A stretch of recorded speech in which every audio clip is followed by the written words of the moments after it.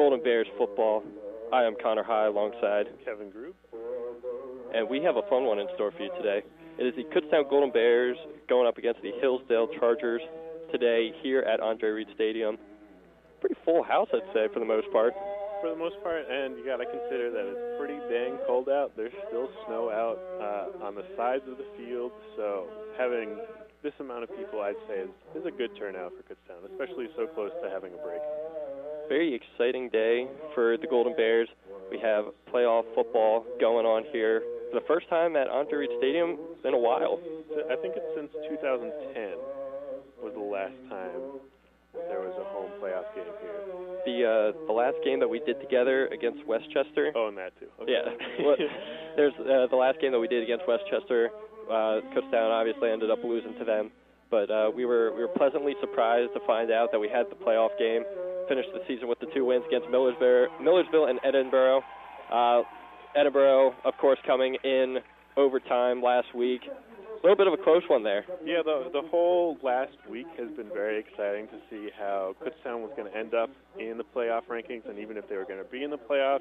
And then, yeah, especially the last game versus Edinboro was on Saturday, and I was not able to watch most of it because I was doing like a research project in the library, but then I was looking on Twitter and I saw Kutztown had posted, like, we're going into overtime, so I took out my laptop. I had to check it out, right? And I had to check it out. I turned on the live feed, and everything was white. It was so snowy. And I actually got to witness the ending of the game where Kutztown was able to pull it out. And there was a whole big process. They went into overtime.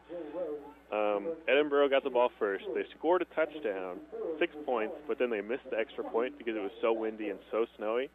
And then Kutztown had their opportunity, and I'm pretty sure the touchdown came off of a DeGalbo run that was pretty far. Don't quote me on that. Okay. And then the extra point came up, and he was able to sink the extra point. And actually, the kicker is in one of my classes. And yep, Alec Rosenfeld. And our professor was asking him about it, and he said his toes were like frozen, couldn't even feel anything. He had low confidence, but went out there, and the placeholder like dug a spot out in the snow so he could place the ball down confidently, and it went in. So. Yeah, lucky for Kutztown. You just said the most important thing right there. It went in. Yeah, exactly. That's all that matters. It went in, and then it turned out that the two teams ahead of Kutztown in the standings lost, and also the two teams below them lost. So when I figured that out, I was pretty confident Kutztown would have a playoff game, but then I had to wait till the selection day to see if it was going to be home or away, and then luckily for Kutztown, able to get a home playoff game, and then Hillsdale, also good for them too, getting fifth. Coming out against Kutztown. There's definitely some better teams statistically, and even using the eye test than Kutztown, so Hillsdale could have, say, dropped lower than that. Could have been worse for them. We're on the Hillsdale broadcast as well, not just KUR, so I want to cater to them as well. Welcome to those of you listening from Hillsdale. So obviously great for both teams to make it to the playoffs. It's been a while for Kutztown to have a home playoff game, and then I see here Hillsdale, this is only their third playoff game ever, and it's their first game since 2010. So congratulations to Hillsdale. Congratulations to Kutztown. Hoping this is going to be a good game for us to call, for everyone to listen to. So for Division II football, the Super Regional 1 bracket looks like this. Kutztown at 9-1 is the 4th seed, playing, as we said, 5. Hillsdale 9-2. Then there is also LIU Post at 10-0, the 2nd seed. They will be playing the 7th seed Slippery Rock at 9-2 today, as well as Westchester, the 3rd seed at 10-0, going up against New Haven at 8-1, the 6th seed. The winner of today's game is going to go on to face Notre Dame of Ohio. They are the 1st seed, and they are 11-0. Undefeated, and then that would be a long trip into Ohio. Definitely a hard game to go off of, but if you get a win here for either team, you got the momentum to go in. And sometimes having that extra game that you have to play even can help you out a little bit, because you don't have this rest where you overanalyze your next opponent and you don't let your muscles get all out of shape, I guess. So Alec Rosenfeld on for the kick, and we are underway here at Andre Reed Stadium. Kick is going to be returned at the 10. He's at the 15, the 20, 25, 30. Brought down at the 30. That is number 23 on the return. David Graham. And I want to quickly go over our keys to the game for Kutztown. First, I want to use home field advantage. Hillsdale coming from far away in Michigan, so you want to play to that a little bit. They might come out a little slow, so Kutztown, go right to them early on. And then also red zone. Kutztown is very good with red zone defense and red zone conversion percentage, so they want to keep that going if they want to win. So we get our first look at the Hillsdale offense. In the shotgun, running back to the right, ball snap, play action, handoff goes to the wide receiver. He's at the 30. Good contain there by number 34, Sean Tuber Ortiz. We get our first look at the massive quarterback, Chance Stewart, for Hillsdale. And I would say that's one of Hillsdale's key to the game. I've heard a lot of talk from the football players from my classes about this 6'6 quarterback. So play through him, and you might be able to scare off a couple of Kutztown players. Chance Stewart, 6'6", 263. Starting running back for the Hillsdale Chargers is David Graham. He's in the shotgun. To his left is Graham. Graham takes the handoff. He's at the 30. Again, good contain there by the Kutztown defense. It's going to set up 3rd down and 8 now for the Chargers. And starting off with 2 rushes, and I heard someone else say that Hillsdale's running back was the athlete of, I think, the year, but I'm going to double-check that. But Kutztown's rushing defense, pretty dang good, 3rd in the division. So you kind of have to do a little bit better than that, Hillsdale. Big 3rd down here early for Hillsdale. It is 3rd and 8. Man in motion. He's got Graham to his left. He takes the snap. He rolls out to his left. He fires, going deep downfield, and it is intercepted by Kutztown at the 20-yard line. Huge play there. Number 5, Jake Perry on the pick. And it looked like there weren't too many opportunities for Chance Stewart to throw. Everyone was covered. He rolled out, went through his progressions, and saw his only chance was going to be long, really far down the field on the left side. Threw out a bomb. His wide receiver potentially able to catch it, and there looked like there was a battle up in the air. But Jake Perry able to come down with the football, and he's been getting a lot of interceptions. I'm looking up that stat right now. We have seen Jake Perry come up huge numerous times for Kutztown this year. So we're going to get our first look at the Kutztown Golden Bears offense. Colin DeGaba, the quarterback. Craig Reynolds to his left. Ball is snapped. Play action. He fires to the near side to Sullivan. Sullivan's at the 30. It's going to be enough for the first down, brought down at the 33-yard line. Good pickup on first down there by the Golden Bears. And as per usual, they're going to keep up the tempo. That was to a wide-open Sullivan, able to get the first down. There was definitely more yardage for him to potentially gain. Number 87 was blocking Ryan Hubley. Wasn't able to take anyone out of the play. DeGaba takes a snap. He rolls out to his right. He fires to Lee, and it is caught, and he is brought down at the 45-yard line in Hillsdale territory. 2 big plays there right off the bat for the Golden Bears. And this goes off of the keys to the game. Use the momentum that the home field advantage gives you, and use Hillsdale's long travel to start out strong, get a couple good plays out, and Kutztown's definitely done that so far. DeGaba in shotgun, ball on the 44-yard line in Hillsdale territory. Handoff goes to Reynolds. Reynolds is going to pick up a decent amount. It's going to be a pickup of about 2. It's going to set up 2nd and 8 for the Golden Bears. That was read the whole way by number 1, Merrick Canada for Hillsdale. Good play by him. So Golden Bears keeping up the tempo. DeGaba in shotgun, Reynolds to his left. He's got 3 receivers to the far side. They look over to the sideline for instruction. That is Jack Pilkerton on the line there. So DeGaba takes a snap. He's looking. He fires over to Pilkerton. Pilkerton's at the 40, the 35, 30, makes a man miss. 25, 20. Going to be brought down just past the 20 at the 18-yard line. They are in the red zone. First down, Golden Bears. And DeGaba had a couple options there to throw to. We were looking before game about Hillsdale's defense, and it seemed like there was a couple of redshirt freshmen out there that could potentially be exposed by some good offense by Kutztown. And happening so far on this first drive. DeGaba in the shotgun. He takes the snap. It's handoff to Reynolds. Reynolds at the 15, past the 15, be brought down at about the 13-yard line. It's going to set up about 2nd and 4. And despite the somewhat lacking crowd, I know we've said it's pretty good, especially considering everything. We've definitely had more people before. There's been lots of talking from them. DeGaba takes a snap. He hands it off to Reynolds. Reynolds is going to be met in the backfield. Loss of about 3. Set up third down and 8. It's going to be 3rd down and 8 at about the 17, and this is a big play. Kutztown does not like to kick field goals, so even at the 18-yard line, I could see them going for it on 4th down if they don't pick this up. So if Hillsdale can get this stop, it could mean big things for the game if they prevent a touchdown. DeGaba in the shotgun. He's got Reynolds to his left. 3 receivers to the near side, 1 to the far side. He takes the snap. He's looking. He fires, and it is caught for the first down at the 5-yard line. That is Ryan Hubley. Huge play there by the Golden Bears. Pickup of 13. And that's going to set up 1st and goal. Kutztown's really rolling so far. I don't think they've had a passing attempt that hasn't worked out. Just a couple rushes that were slightly unsuccessful. Hillsdale has to figure this out if they want to stay competitive in this game. It's still very, very early, but all these passing attempts going right into a Kutztown person's arms. DeGaba in the shotgun takes a snap. He's going to take off a run himself, and he's going to be met immediately. Good play there by Hillsdale. Number 5 on the tackle there for the Chargers. And that was a combined effort from 5 and 45. Jay Rose and Nate Jones, really good play by both of them to spy the quarterback. And if you've followed any Kutztown football so far, you've noticed that there's been lots of calling of Colin DeGabo's name, and he's really done it all.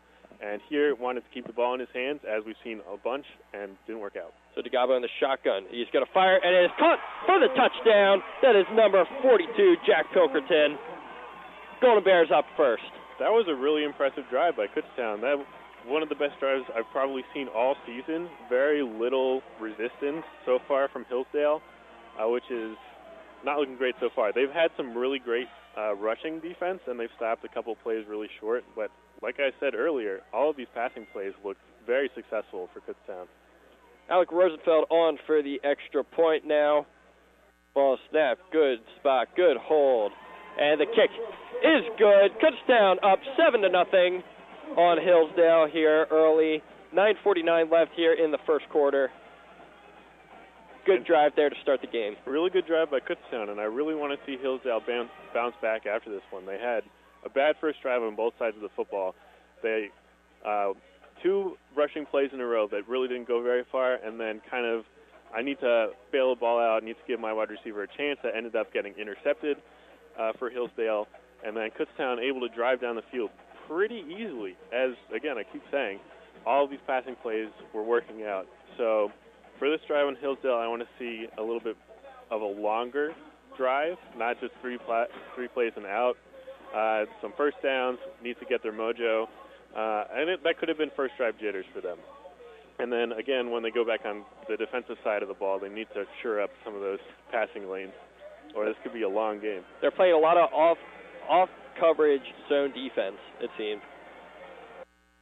So we have Rosenfeld ready to kick it away off to Austin Sandusky and David Graham. It is a squib kick, nice and low. It's going to be fielded at the 20. He's at the 25, 30, around the 35, and it'll be brought down close to the 40. They'll mark him down at the 38. That was number 89 on the return for Hillsdale, Drew Zwires. And that's a hard ball to pick up, bouncing all over the place and able to get up to the 37-yard line. So this is better field position than their first try. I want to see them get past the 50-yard line. So Chance Stewart back out onto the field with David Graham, the tailback, under center. Man in motion. Stewart takes a snap. Handoff goes to Graham. Graham's at the 40. He's going to be brought down past the 45. Just short of the 50. They'll mark him down at the 48, just shy of midfield. And that's a first down. They will give him the first down for that. So far, Hillsdale's best play. So far. They did 4 plays in, but so far. Lots of motions on all over the place trying to confuse Kutztown's defense and able to find a hole and pick up the 10 yards. So Stewart's in the shotgun. Graham to his left. He's got 2 receivers to the far side, 1 to the near side. Kutztown in the 4-3. Ball snap to Stewart. He's going to roll out to his left. He's going to try and take off and run. He's going to be met immediately. They'll say pickup of about 3. Looks like past midfield into Golden Bears territory. He's going to set up 2nd down and 7. So Hillsdale did what I wanted. So there you go, right off the bat. Got past the 50-yard line on the 49. Here's second, and still 7-ish. So Stewart is in the shotgun. He's got Graham to his left. One receiver to the far side, one to the near side. Two tight ends lined up on the line of scrimmage. Stewart is making his audibles there at the line. He's got 7 seconds on the play clock. Ball snap. Handoff goes to Graham. Graham past the 50. He's going to be brought down at the 45-yard line. He's going to set up third and manageable here for the Chargers. And we're seeing much different offensive approaches from Kutztown and Hillsdale so far. Kutztown, as we said, was taking it to Hillsdale, doing the hurry-up offense, calling plays on the fly, and Hillsdale here looks like they're doing a very measured approach, taking 20 seconds per play to figure out what they're going to do, doing audibles on the line, and then eventually snapping it. So Stewart in shotgun. He's got Graham to his left. Ball snap. He's rolling out to his left. He can't find anybody. He's going to fire it, and it is incomplete. Would have been enough for the first down. And that's really good coverage by Navarez for Kutztown, staying with his man the whole way and then eventually pushing him out of bounds before he was able to get both feet down, or 1 foot down, and then come away with the catch. So here comes fourth down. So it's going to set up fourth down here for Hillsdale, and they are going for it. 7:51 here in the first quarter. Fourth down and 3 ball on the 45-yard line in Kutztown territory. This is big. Stewart in the shotgun, and he's actually going to punt it away himself. Nobody back for Kutztown. Is going to take a Hillsdale-friendly bounce at the 20. It will roll out. They'll mark it at the 14-yard line. So it's going to set up first and 10 for the Golden Bears. We got our second look at the offense. A little bit of trickery there. I kind of like that, and especially if your 6'6" quarterback can punt the ball out and get it to the 15-yard line without a potential chance. That's really good early game here. Bad field possession for Kutztown, especially they could have been on the 40-yard line if Hillsdale didn't pick that up. And then that lends itself to future trick plays later on in this game. So DeGabo's going to be in the shotgun. He's got Reynolds to his right. He's got Borg in motion. Takes a snap. He's going to play action and throw over to Lee on the far side. Lee is going to be brought down just short of the 20. They'll mark him down at the 19. This little pickup is going to set up second and about 5. Yep, second and 5. Not a bad first down pickup. So DeGabo keeping the tempo up. He is in the shotgun. Reynolds to his left. They're going to look over to the sideline for instruction. 2 receivers to the near side. Pokerton and Borg both lined up on the line of scrimmage. DeGabo takes a snap. Play action. He fires over to Lee again. Lee is going to be at the 25. It's going to be enough for the first down for the Golden Bears. I think it's really important there to note that Hillsdale didn't bite on that play action at all. No, not at all. Coverage was actually pretty good there. Good throw there by DeGabo. If DeGabo had handed off the ball, I'm pretty sure that would have been a first down too, because there was just absolutely nobody on the running back. So you have DeGabo in the shotgun. Ball is at the 26-yard line. Reynolds to his right. One receiver to the far side, one to the near side. Takes a snap. Handoff goes to Reynolds. Reynolds is going to be met immediately at the line. Maybe a pickup of 1 is going to set up second down and 9. All right, and this is already almost half the length of the drive that Kutztown last played in time, and they've made it 10 yards. So Hillsdale doing a good job of slowing the tempo down, lowering the momentum. If Kutztown came out and then scored another touchdown in 2 minutes like they did the first time, it was more like 3 or 4 minutes. But still, then the momentum is totally on Kutztown. The crowd is in it, and hard for them to come back. DeGabo takes a snap. He's going to fire it over to the near side. That's Torres. Pickup of... Nope, they're actually going to lose 1 on the play. So it's going to be third down and 10 now from the 26-yard line. Looked like Diego Torres might have some forward motion. They brought him back a little bit. 2 good plays by Hillsdale in a row, though. Defense looking a lot better than on the first drive. Third and 10 now. DeGabo in the shotgun. Looks over to the sideline for instruction. Reynolds to his left. 3 receivers to the far side, 1 to the near side. Ball snap. DeGabo looking. He fires, and it is caught for the first down at the 38-yard line. Over to Josh Lee for the first down. So it seems like so far the sweet spot for Kutztown's passing game has been about the 10-yard to 15-yard pickup, and they've worked out every time. When Kutztown is doing some of the shorter passes, Hillsdale's able to swallow up and tackle those for short gains or losses. So DeGabo in the shotgun. He's going to try and take off a run himself. He's at the 40. Decent pickup there on first down. They'll mark him down at about the 42-yard line. It's going to be about pickup of 4, second down and 6 for the Golden Bears. And we've seen 2 third-down attempts, actually maybe 3 third-down attempts for Kutztown already, and they've been successful in all 3 or all 2, which is different from how they've been playing for most of the season. So good to see that if you're a Kutztown fan. So DeGabo takes a snap. He's going to fire over to Sullivan. Sullivan makes a man miss. He is past the 50 into Hillsdale territory, brought down at the 46-yard line. Be enough for a first down for the Golden Bears. One broken tackle there lends itself to an extra 5-6 yards. 4:28 now left here in the first quarter. Kutztown driving full throttle right now, really. And this quarter is really going by very quickly, too. It is, actually. So DeCabo in the shotgun. Reynolds to his right. Play action. He's looking. He's firing deep downfield, and it is caught. He is in for the end zone. Touchdown, Amadu Berry. What a play there by the Golden Bears. It seems like every time Kutztown goes, oh, there's a flag on the play. Oh, there is a flag on the play. Might be coming back for a hold.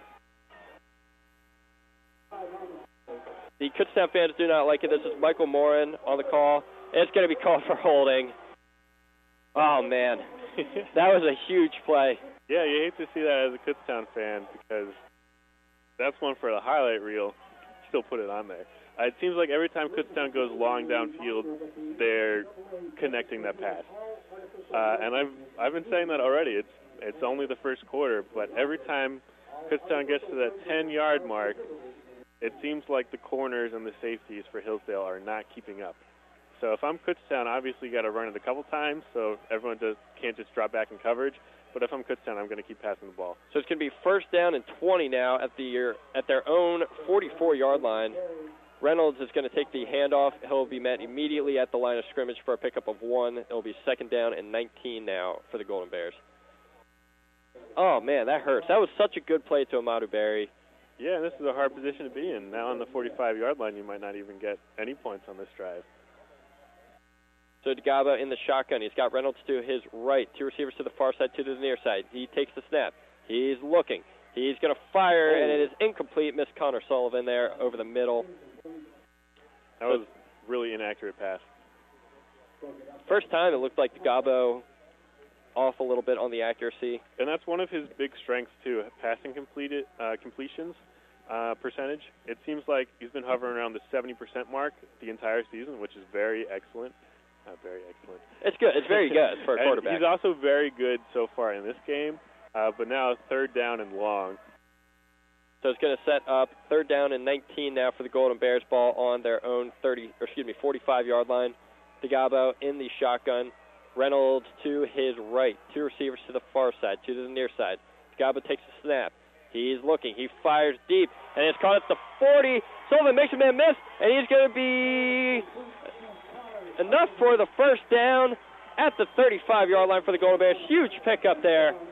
DeGabo to Sullivan. Keep the chains moving there for the Golden Bears. And Sullivan caught the ball 3 or 4 yards behind the first down, so he had to do a nice turn because he was also facing the other end zone. He had to turn around, juke a little bit, and he was able to pick up that first down. And again, every time there's a long throw, it seems like Hillsdale, their defensive scheme isn't working out against Kutztown. So DeGabo in the shotgun, Reynolds to his left, 3 receivers to the near side, 1 to the far side. He takes a snap. Handoff goes to Reynolds. Reynolds at the 35 to 30, brought down past the 30-yard line, down at the 27. It's going to set up second down and 2 now for the Golden Bears.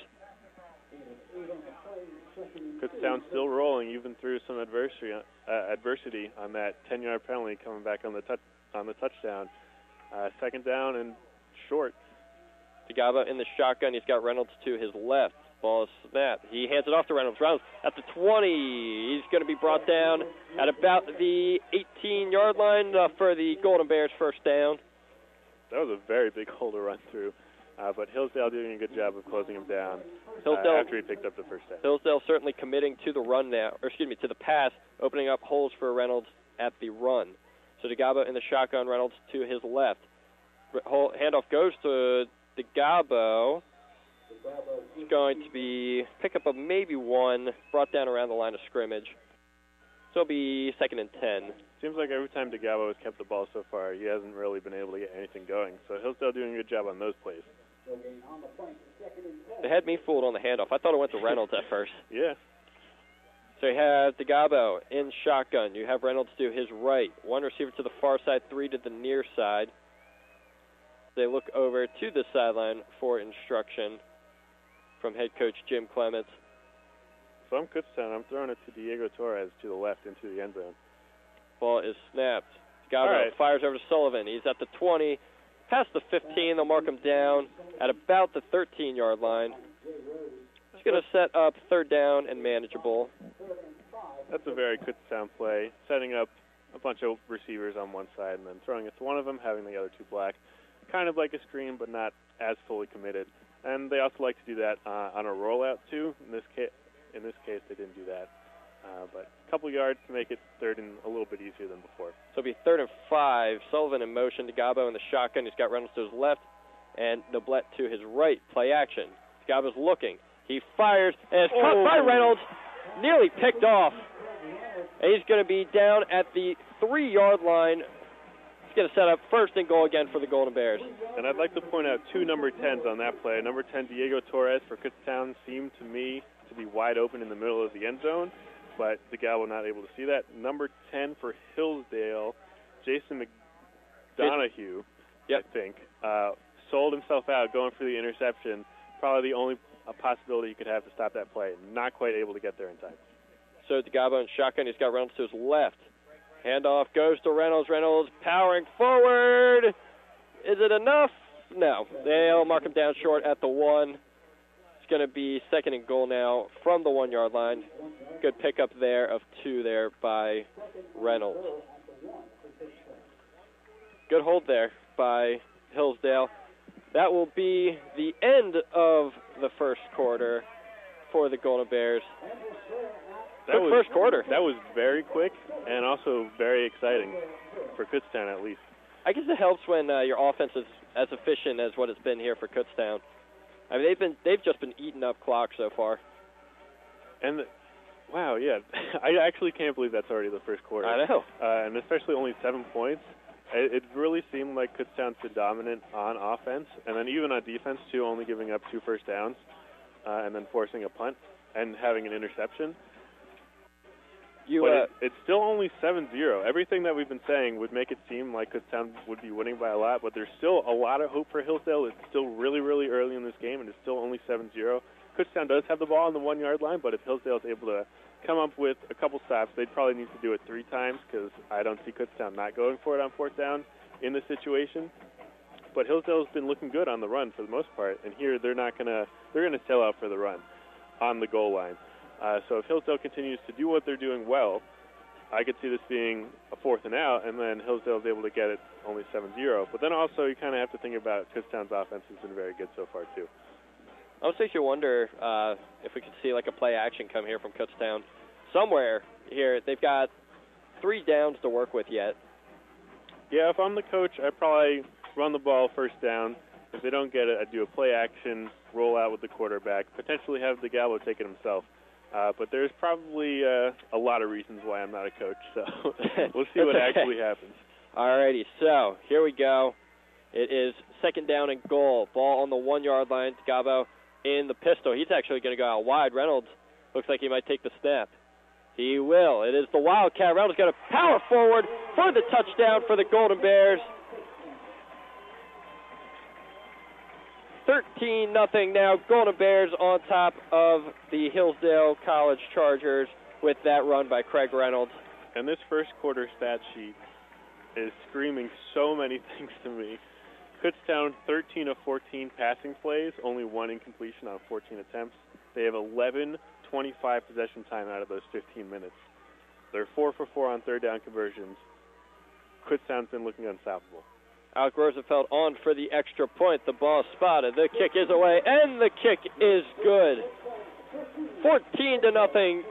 Golden Bears on top of the Chargers here at Andre Reed Stadium. 14:58 left in the first half. Hillsdale had 0 passing yards in the first quarter. Yeah, we've only seen 2 attempts from 0 completions, Stewart. 1 interception. 1 interception. And then for rushing, they've had 5 attempts for 19 yards, which definitely looks better than Kutztown's 11 attempts for 25 yards. But if that's the only thing you're beating Kutztown in, and you're not even like convincingly doing it so, there's probably a reason why you're down 14-0. And then 0 for 2 on third down conversions for Hillsdale, sorry. It'll be interesting to see here how Hillsdale makes their adjustments with their third drive coming up here. Rosenfeld just about ready to kick away the kickoff. And then you have Austin Sandusky and David Graham back to return. I think this Kutztown team so far, that first quarter is probably the best quarter I've seen Kutztown play. Oh, I'd probably easily. So the kick is away. It is going to be received at about the 15. He's at the 20, 25, 30, brought down just past the 30-yard line. They'll mark him down just short of the 35 at the 33-yard line. Looked like David Graham on the return there. So it's going to set up first down and 10 for the Chargers. And we've seen 2 offensive drives for both teams, and they've looked completely different. If I'm Hillsdale, you really need to start getting into the game here. Away from home, it's cold out, you're already down 14-0, you really need to do this. So Stewart in the shotgun, he's got Shepler to his right. Ball snaps, handoff goes to Shepler. Shepler makes a man miss. Past the 35-yard line, brought down at the 37. Good pickup on first down. It's going to be about pickup of 5.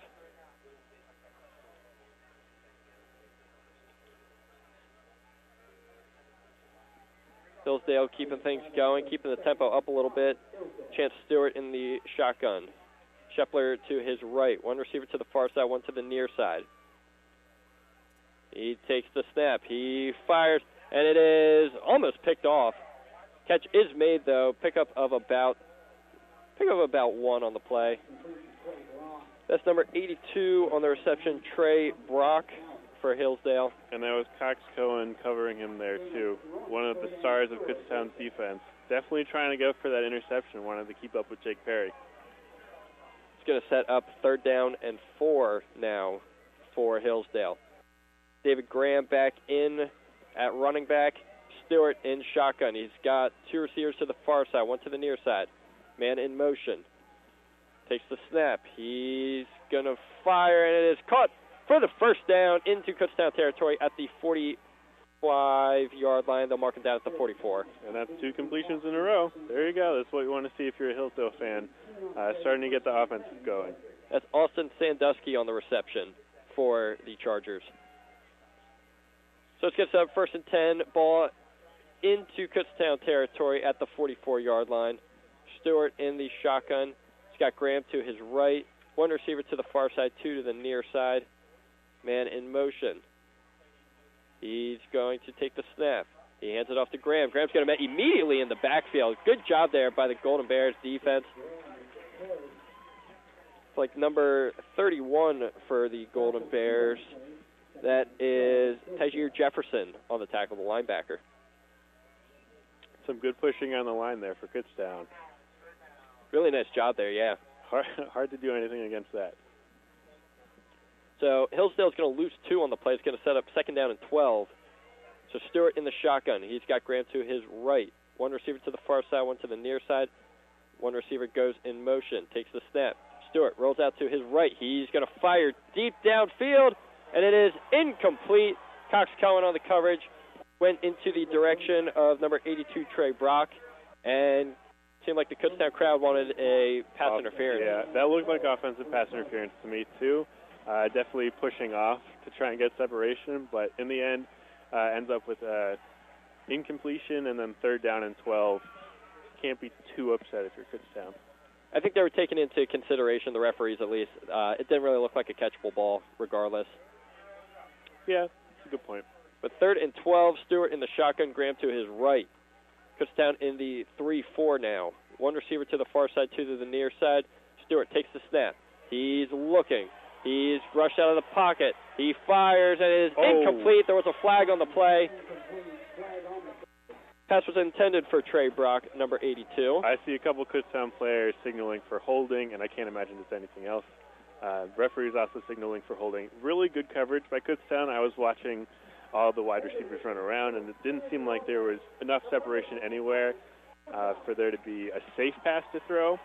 And then eventually threw the ball, kind of went off of the hands of a wide receiver, and then after that off of the chest of a Kutztown player, so it could have been an interception. But then it falls harmlessly onto the ground. And then here you got to imagine that they're actually going to punt it. They're looking like they're in the actual punt formation. So we got that to look forward to. So we're going to take a look at Jack Shannon, Craig Reynolds back for the return on 4th and 12. 12:33 left here in the quarter, and they're going to run a fake. And he's got all day to run. 40, 45, down to 35. Good tackle there by number 35. Cody Scherer, freshman for Kutztown, special teams. Really great effort there, tackling him right after he made it for the first down. I love that call from Hillsdale. That's a great call there from Hillsdale. And here, if you're punting it and your defense keeps doing what they're doing, you're going to give up another touchdown. It's going to be 21-0 away from home with a lot of time left. We really need to get offenses going right here. I love the trick play. Stewart under center now. Graham, pitch to Graham. Graham's going to be brought down for a pickup of nothing. It's going to set up 2nd down and 10. But like you said, great call there by Hillsdale, going for it on 4th down with the fake punt. Had everybody faked out, and then like you said, number 35, Cody Scherer with the tackle, because I'll tell you what, he had all day to run. Yeah, if Scherer there wasn't paying attention, just doing the regular, I'm on special teams, something's going to happen, then that could have been much worse for Kutztown. So Stewart in the shotgun. He's got Graham to his right. One receiver to the far side, two to the near side. He's going to hand off to Graham. Graham's going to power forward to the 25-yard line. They'll mark him down at the 23. He's going to set up 3rd down and about 1 now for the Chargers. And really the important part of that punt is field position. And then, 2, after that, you really have to take advantage of this. You did your trick play. Kutztown's going to be aware of that for the future. If you're Hillsdale, you really have to score. So at that, Kutztown is going to call timeout, kind of get things regrouped on defense. And that's a good call there by Clements. Yeah, on a 3rd down and 1, this is a really important play so far in this game. If you get this stop and then stop on 4th down, you're going to continue feeling unstoppable. The crowd's going to continue to be with you. But if you give up the 3rd down, the crowd gets a little less into it, and Hillsdale gets the opportunity to score. This is really important to get a stop here. So it is a 3rd and 1 ball deep in Kutztown territory at the 23-yard line. Good drive here by Hillsdale. A little bit of trickery on the fake punt. They're going to see if they can capitalize on it. And I think that is also kind of set up by the first punt where the quarterback ended up punting the ball, Chance Stewart. And again, I was talking about it then. That opens up the possibility for trickery in the future. And then here they set up for the regular punt formation. And Kutztown's thinking, can't possibly be anything but a punt here. And Hillsdale able to capitalize and get the first down. So here we are, Chance Stewart under center. He's got David Graham in the I formation. He's got one receiver to the far side. Full line ahead of him. It's going to be pitched to Graham. Graham takes the handoff, and he is going to be brought down. It looks like they're going to mark him short of the first down. He's going to set up 4th and 1 now.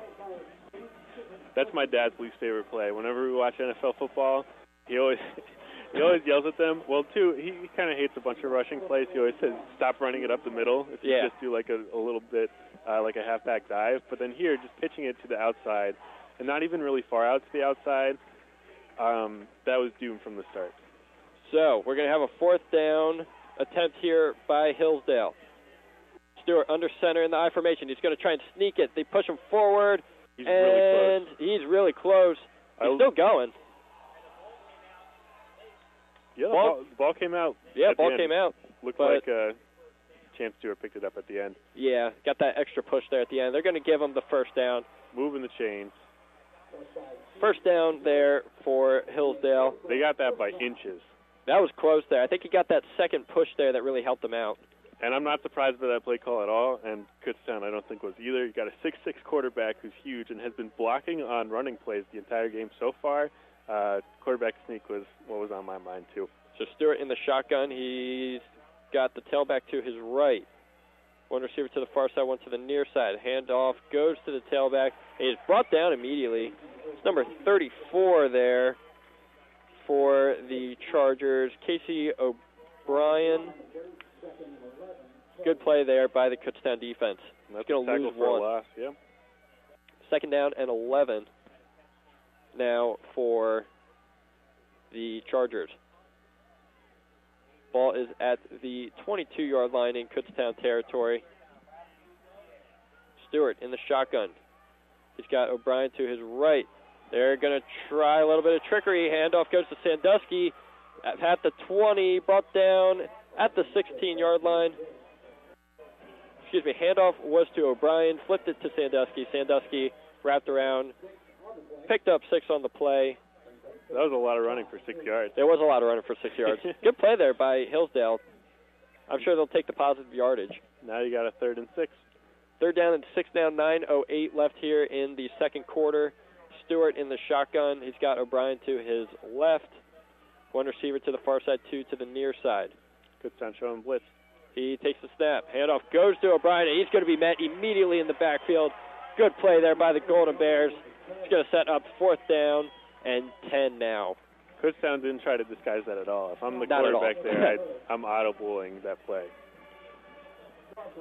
They got the field goal kicker out. Yep, so we're going to see a field goal attempt here by Hillsdale. That is number 29. They're on the 20-yard line, so that's a 37-yard field goal. That's Joe Phillip on for the attempt. 37-yard attempt here for Phillip. Ball is snapped. The kick is away, and the kick is good there for Joe Phillip. They had plenty of distance. I could see in the future of this game, if they're at the 35-yard line, I could see them going for like a 52-yard field goal. That was plenty of space. That's impressive, especially when you're considering Kutztown really hasn't been kicking field goals the entire time. We've had this stat where Kutztown's field goal kicker has been tied for second place for most field goal kicks all time for Kutztown, and he's been tied at that point for like the past 6 games. He's been tied for a while now. So I don't think Kutztown has kicked a field goal in 6 games. Hey man, they want their points. They want their touchdowns. They're going for the Doug Peterson way of looking at things, at least for last season of the Eagles, of going for it on 4th down, going for the touchdown every time. And I mean, so far it's worked out for Kutztown, except in Westchester. But only 1 loss. You gotta respect that. So Joe Phillip getting ready to kick it away to the Golden Bears here. We have Craig Reynolds, Liam Navarez, and Tyson Harmon back for the return. So Phillip just about ready. The kick is off. It's going to be fielded by Reynolds at about the 2. He's going to be at the 5, the 10, the 15. He's at the 20 now. Makes a few men miss. He's at the 25, 30. And he's going to run out of bounds at the 32-yard line. He's going to set up Kutztown with pretty decent field position to start. And that was a really great kick, and then also a really great run for Reynolds there. He received the ball at the 1-yard line, had to back up into the end zone to receive the ball, and then ran all halfway across the field onto the other side of the field, picked up the 30 yards. That's really helpful for Kutztown. If they're starting at the 10-yard line, their plays are definitely looking a lot different than here on the 34 or 33. Yeah, really good job there on the return there by Reynolds. You have DeGabo in the shotgun. He's got Neblett to his right. Neblett's going to take the handoff. He's at the 35, 40, brought down at the 40-yard line. Good pickup there by number 1, Abdul Hassan Neblett. I think that's his first rush of the game, too. I believe so. He's going to set up 2nd down and 3 on the pickup of 7 there by Neblett. And the field goal for Hillsdale was so important, I think, for their mojo to actually get points on the board, and you can't go the full length of the field and not get points. So that was really big. We'll see if they can do things on defense. So DeGabo under center. He's looking. He's going to Wide fire open. deep, and it is almost picked off. Throws to Josh Lee, and like you said, he was wide open, but well underthrown. Yeah, that was the worst throw of the night for DeGabo there. If he can get more under that and air it out, I think that's a touchdown every time. But here, Lee was so open. If he maybe puts like 3 more yards on that throw. He was so past everyone for Hillsdale, but Hillsdale able to run backwards even, not even like turn around and run forwards. Running backwards and almost getting the interception. So it's going to set up 3rd down and 3 for the Golden Bears. Gaba takes the snap. He's going to fire. It is caught by Barry at midfield. They're going to mark him down into Hillsdale territory at the 48-yard line. Really impressive there to keep hold of the ball. He caught it kind of up at the top of his fingertips and was tackled immediately, so I could see that one leaking out. But good job by Barry to get the first down. Yep, good job containing that on the catch. So we have DeGabo in the shotgun, Reynolds to his left, the Blett to his right. 2 receivers to the far side, 1 to the near side. I'd like to see another shot towards the end zone for Kutztown. It's 1st down and 10. DeGabo takes the snap. He's going to take it himself. He's at the 45-40. Up for the 1st down. He's brought down to the 35. He fumbles the football, and it's going to go to Hillsdale. And that is a huge play for their defense. DeGabo fumbles on the play. They're going to get the ball at the Kutztown 32-yard line. Hillsdale 32-yard line. Wow, talk about a momentum swing there. I don't remember if we talked about turnovers and plays of the game, but they definitely were for me. Having a huge swing like this is going to be really important for Hillsdale. And remember, they just scored the 3 points. They now get the big defensive stop. If they can score here, they're right back into this game really close with Kutztown when they were getting smashed for the full first quarter. So Stewart in the shotgun. He's got Graham to his right. Ball snapped. Stewart's looking. He's going to be forced out of the pocket, and he is going to be brought down for the sack. That is number 57 for the Golden Bears, Adam Crowder. Good play there by the Golden Bears. That's a 7 or 8 yard sack. Crowder there just runs right by his assignment on the line, and Chance Stewart just not feeling the pressure yet. He's got his internal quarterback clock. It's not going off yet, so not even looking at all. And then he initially fields the contact, and then, of course, it's hard to bring down a 6'6" quarterback.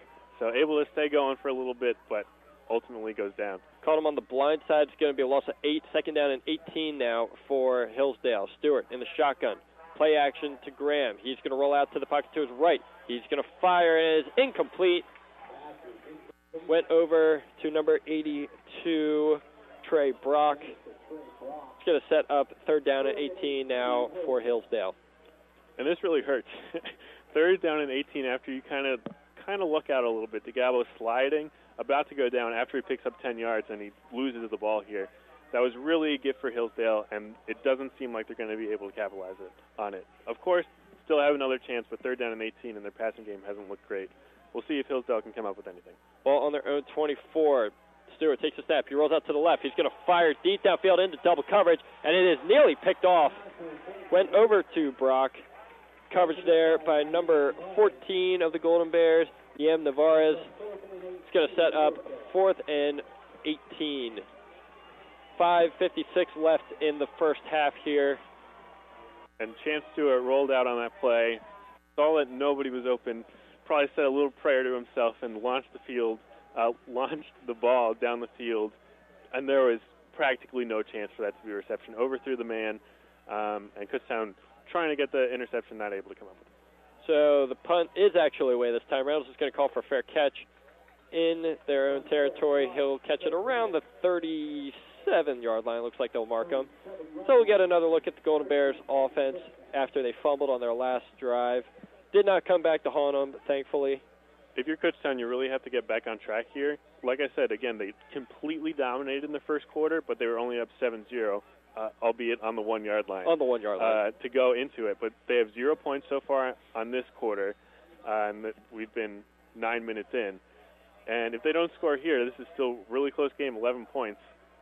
If you're Kutztown, you really need to get back on track. So we have DeGabo in the 5 wide now in the shotgun. He's going to take the 7. He's going to take off a run. He's at the 40. He's going to slide immediately. And they'll mark him down at the 41-yard line. Decent pickup there. Get about 4. It's going to set up 2nd down and 6. I think that's really impressive for the quarterback and leader, Colin DeGabo there. Last play he did, designed rushing play, fumbles the ball at the end after getting 10 yards. Here he's seeing he has a designed pass play, and he sees nobody's open, but he still has the confidence to go run with the ball himself. You like to see that. So it's going to set up 2nd and 6. DeGabo in the shotgun. Handoff goes to Reynolds. Reynolds makes a man miss. He's going to be brought down to the 45-yard line. He's going to set up 3rd down and short now for the Golden Bears. That's 45 J. Rose for Hillsdale that got the initial contact and slowed him down. So 3rd down and 2 now. Just under 5 minutes left here in the first half. DeGabo in the shotgun. He's got Reynolds to his right. Pilkerton just off the line of scrimmage. 2 receivers to the far side, 1 to the near side. They look over to the sideline for some instruction. Reynolds is going to go in motion. Hillsdale in the 4-3 right now. Takes the snap. He's going to take it himself. He's at the 50. He's at the 45, 40, 35, 30, 25, 20, 20, 50, 10. He's going to be brought down. Touchdown. Into the end zone for the touchdown. Golden Bears. Wow. Colin DeGabo. What a run. That's one for the highlight reel. Oh, my goodness. That's crazy. And RPO looked like on that one. It seemed like Hillsdale had everything covered on the line, going for the rushing play. Colin DeGabo, again, so much confidence to keep the ball on the last play and on this play. He says, my bad, Kutztown. Sorry I fumbled the ball after we had a good opportunity. I'm gonna make it up to you. Score the touchdown right here. Does so in impressive fashion. Rosenfeld on for the extra point. It's going to hit the crossbar. It is no good. Ouch. Regardless, though, Kutztown now up 20-3 on Hillsdale. What a run, though, by Colin DeGabo. I got chills on that run. And that, again, that's how much the crowd is into it. It seems like the stands have filled out a little bit more than earlier. The crowd was totally into that full run. I think that gave DeGabo a little bit of extra momentum, a little bit of extra strength. To pull off the stiff arm at the end, dives into the end zone, hits the pylon. That was amazing. What a run, really. He had one man to beat. He had everybody fooled on defense, had one man to beat, and like you said, with the stiff arm, brought down, reached out for the pylon, got the score. Touchdown, Golden Bears. Again, I think given the context, that's even more impressive. Two plays ago, they got the ball on the 35-yard line. He rushes down the middle, picks up the first down, fumbles the ball at the end. Gives Hillsdale an opportunity. Kutztown able to stop them on defense, get the ball back, and then he does another rushing play, picks up 5 or 6 yards, get his mojo a little bit back, and then he does this excellent run. What a run there by DeGabo, really. So we're going to have Rosenfeld on to kick it away. And it's going to be a little squib kick, and it's going to be caught out of bounds at the Hillsdale 38-yard line by number 12. That is Alex Zimmerman. I mean, I was going to say he could let it just go out of bounds, and it would have gotten the extra 2 yards, but either way. Yeah, they'll start with pretty good field position. I was thinking that too. You probably want to have the presence of mind to just let that out, but still at the same time, for 2 yards, you really want a chance, like it bounces weird and then Kutztown picks it up. So I think probably catching it was probably the right thing. That's a good point. So we're going to see Chance Stewart on the field yet again. We have Graham to his left, one receiver to the far side, one to the near side. Stewart takes a snap. He play action. He's looking, and he's going to be brought down for the sack. Back at the 34-yard line, it's going to be a loss of about 4. And that's something we haven't mentioned before. Sacks for Kutztown. They're averaging 2.5 a game, and that number used to be a lot higher, up into the 3s. Their last couple of games, they really haven't been getting the penetration on the line to get the sacks. But here so far in this game, they already have 2 or 3.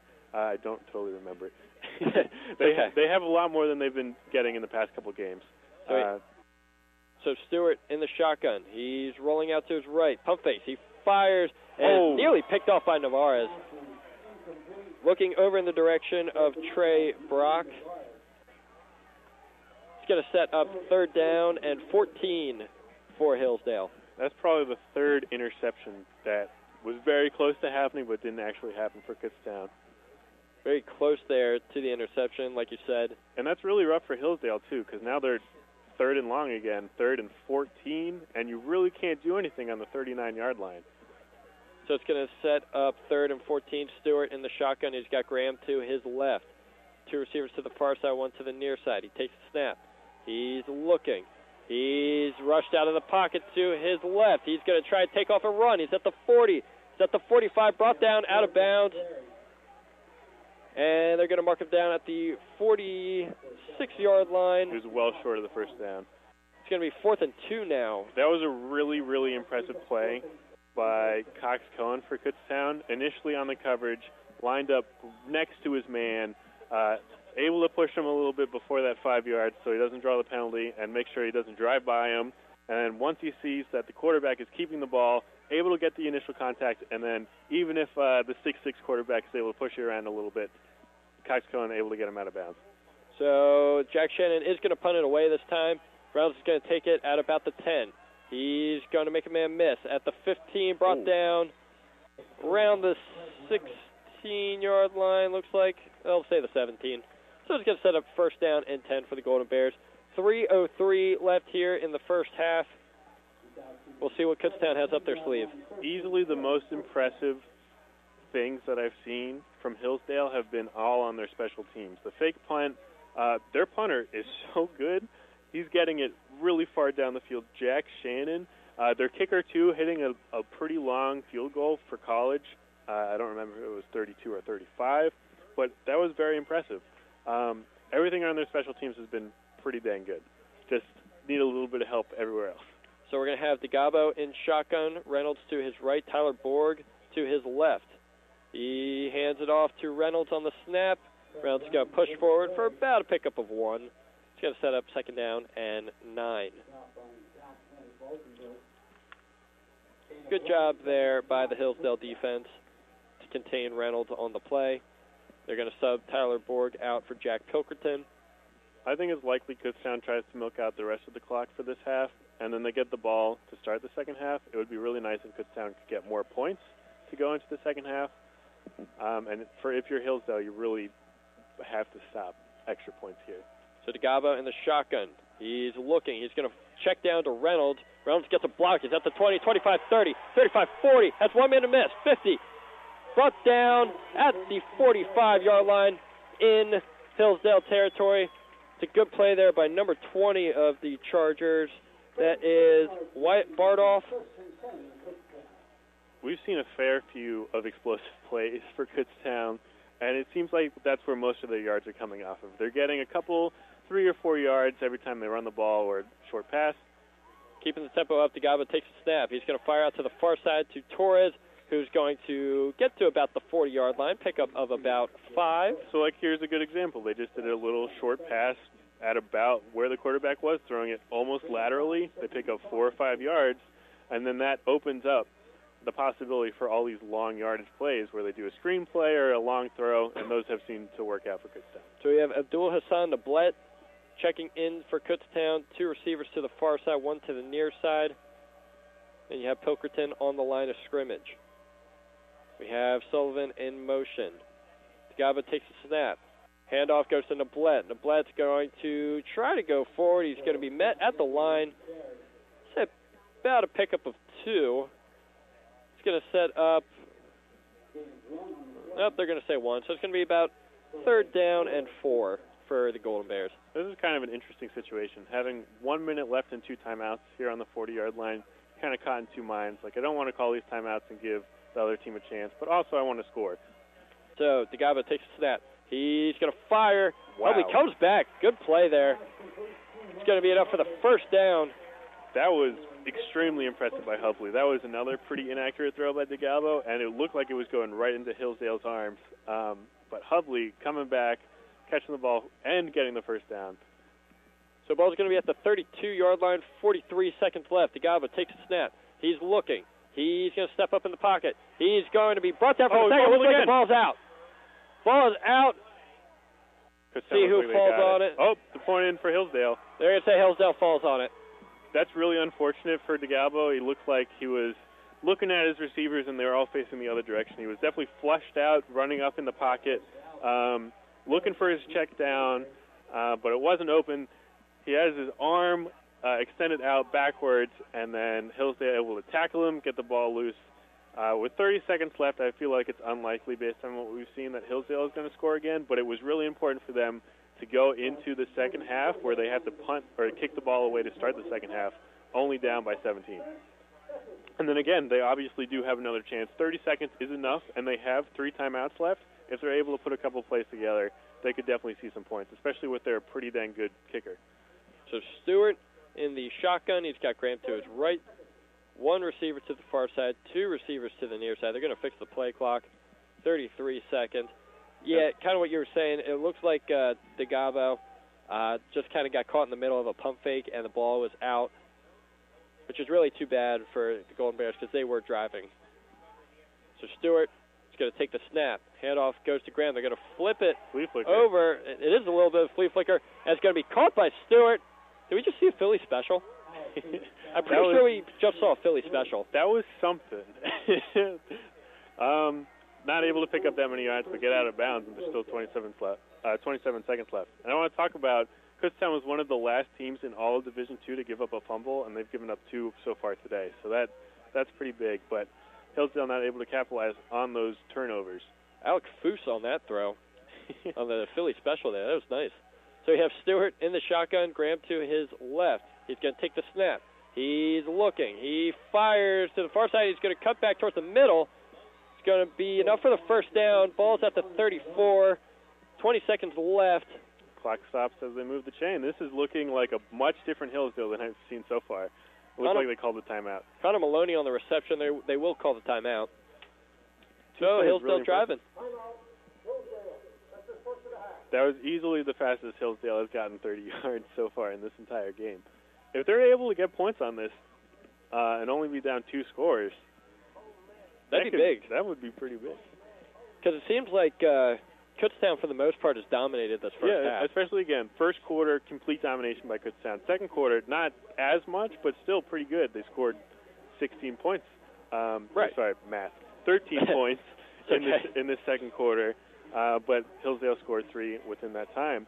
It really feels like the score should look differently. These 2 turnovers by DeGalbo, the 2 fumbles, have been big in a sense where Hillsdale hasn't gotten points off of them, but Kutztown hasn't gotten points off of them. Right. And they have been in opportunities where we're at the 30-yard line and they're about to score.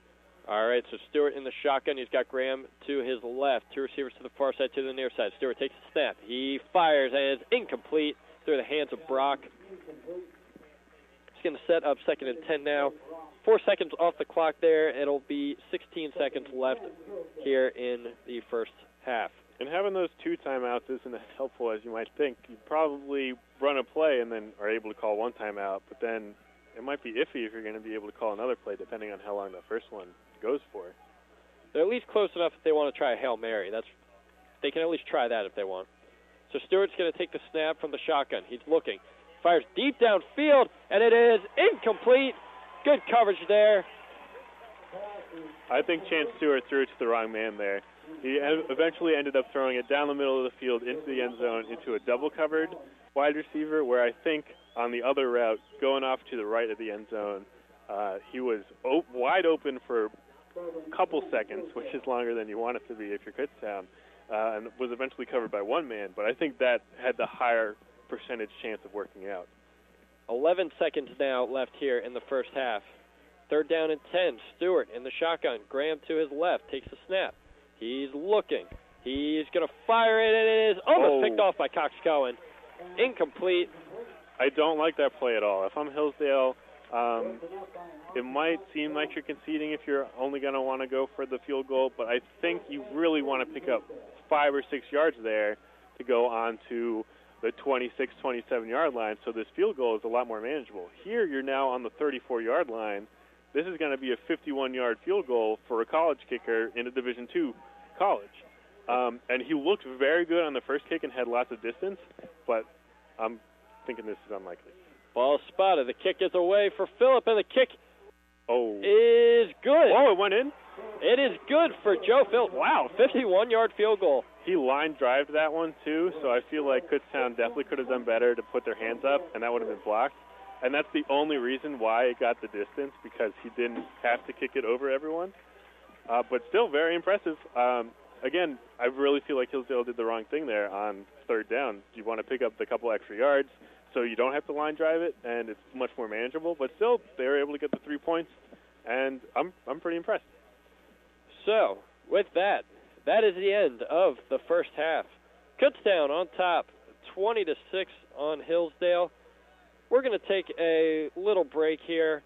We will be back to bring you the second half momentarily here on the radio voice of Kutztown University, KUR.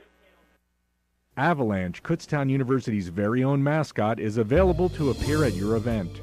Whether it's a birthday party, grand opening, or town parade, inviting Avalanche will add in extra fun and entertainment for people of all ages. Also, kids can join Avalanche's Golden Bear Cub Club, which allows them to become junior members of the KU team. Make everyone's experience golden by visiting kutztown.edu/avalanche. Once again, that's kutztown.edu/avalanche. You're listening to the radio voice of Kutztown University, KUR. Did you miss a show? Want to hear your favorite shows on your time? Check out our Mixcloud page where you can hear select programming on your schedule. Mixcloud is a digital audio streaming platform service rethinking radio. Just go to mixcloud.com/KURadio and click on the show that you want to hear. KUR, the radio voice of Kutztown University. Camillo's Italian Restaurant and Pizzeria, located at 264 Greenwich Street near campus, is a family-owned and operated KU favorite. You'll immediately taste the difference at Camillo's, where they use fresh garlic cloves, 100% extra virgin olive oil, and sun-ripened tomatoes imported from Italy. Even though their ingredients are the best money can buy, their prices will surprise you. Camillo's has over 25 toppings, one of the largest selections, along with 8 different sauces loaded with flavor, and free piping hot delivery to your door. The taste you want at family-friendly prices. When you want a really great homemade meal, call Camillo's at 610-683-5637. That's 610-683-5637. Bon appetit. Choose a Kutztown Master's Degree, offering 26 degrees in the arts, sciences, and education. KU graduate programs prepare you to enter the workforce, advance your career, or move into a new field. With international faculty, affordable costs, flexible schedules, and internship opportunities, don't miss out. Apply online or stop by the graduate admissions offices conveniently located in Boxwood House on Kutztown campus.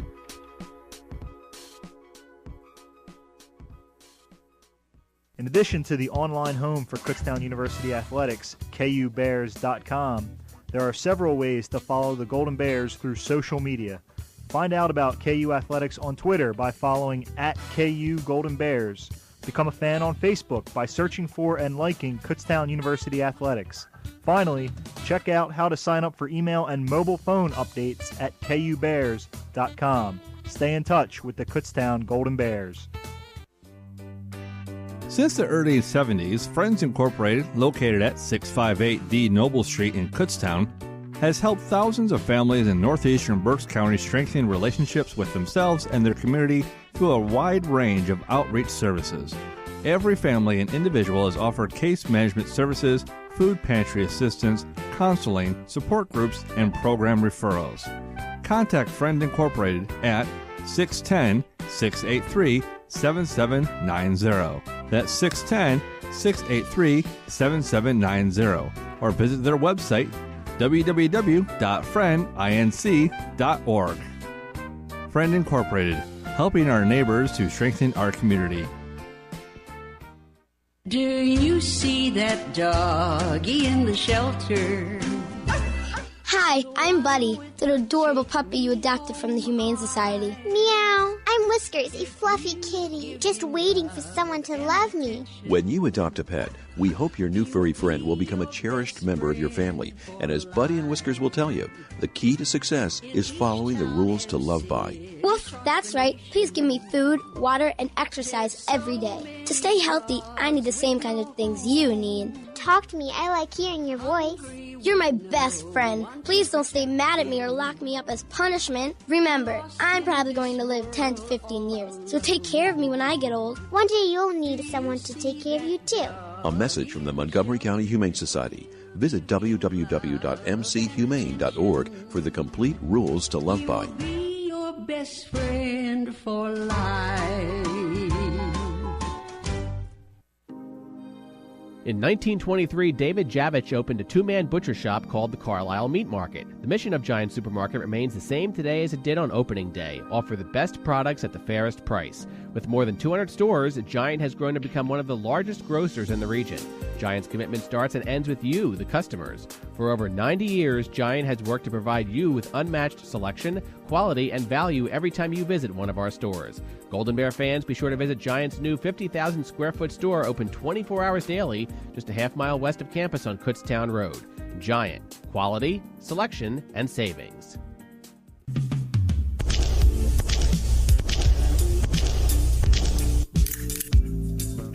Did you know that 80% of KU students don't binge drink? Hanging posters again? Do you think that poster is really true? Yes, it is true. I am a KU health ambassador and familiar with the audit.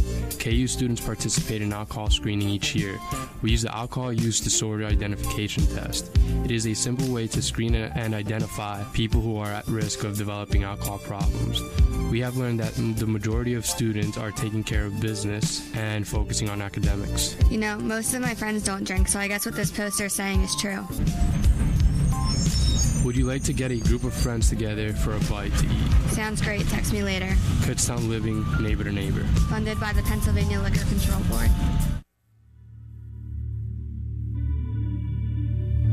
Follow the radio voice of Kutztown University, KUR, on Instagram and Snapchat. Enjoy a steady stream of content from your favorite student DJs.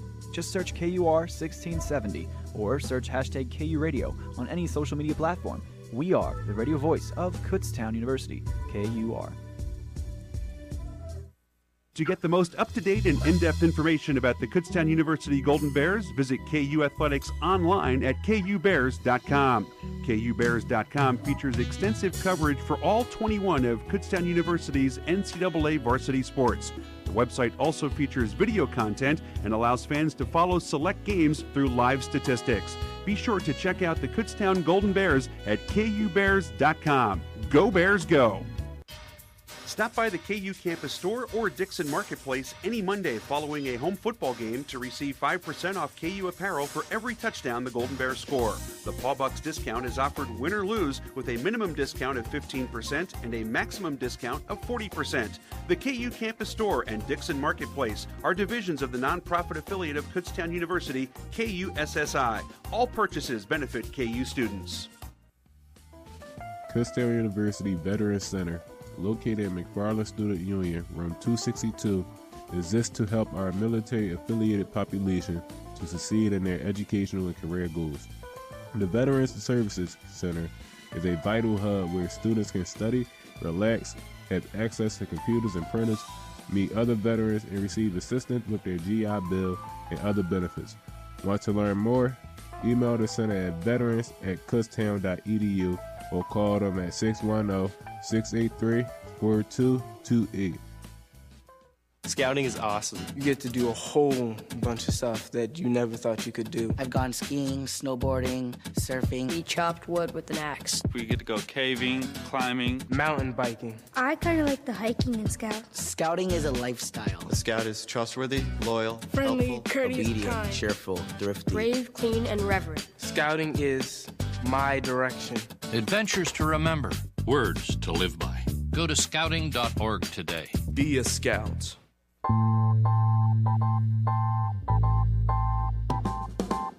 Like KUR, an award-winning radio station, on Facebook to receive exciting daily content delivered straight to your newsfeed. You'll discover diverse music, breaking news, and engaging student DJ content. Visit facebook.com/KUR1670 to join the fun. Remember to use hashtag KURadio on social media. We are the radio voice of Kutztown University, KUR.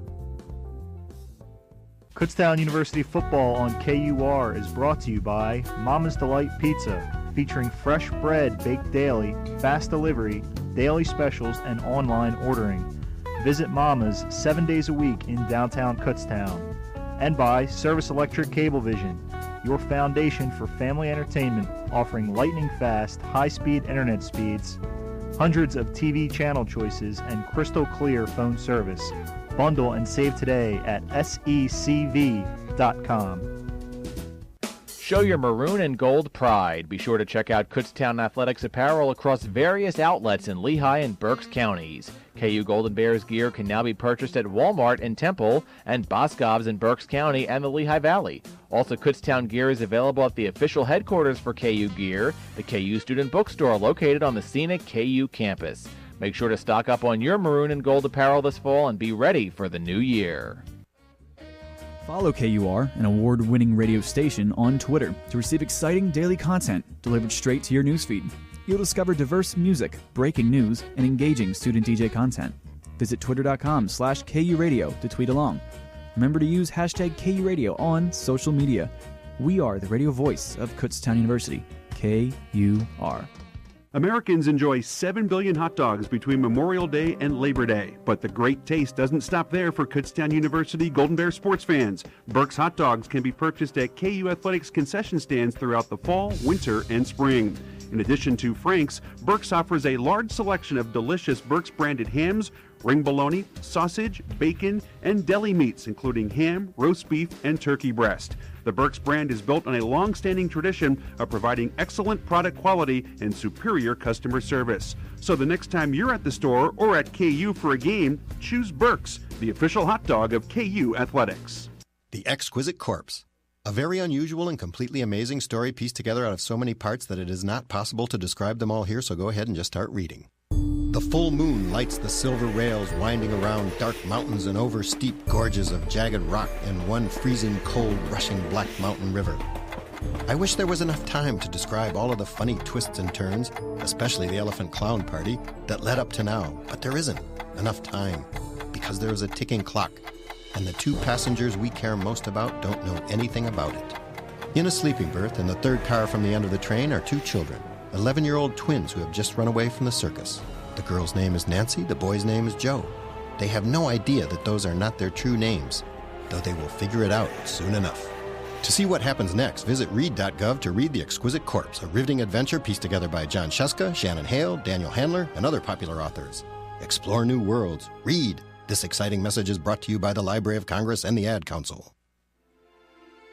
Ray's Pizza de Sogno is the newest buzz on Main Street. Located at 478 West Main, Ray's has specialty Italian pinwheels, handmade mozzarella, and hot slices at the ready. To order your favorites, dial 484-648-2720. That's 484-648-2720, or order online at rayspizzadesogno.com. That's Ray's Pizza, DASOGNO.com. Mention KU Radio for a special treat. It's hard for me to talk about, but I remember I was late for work and I was speeding.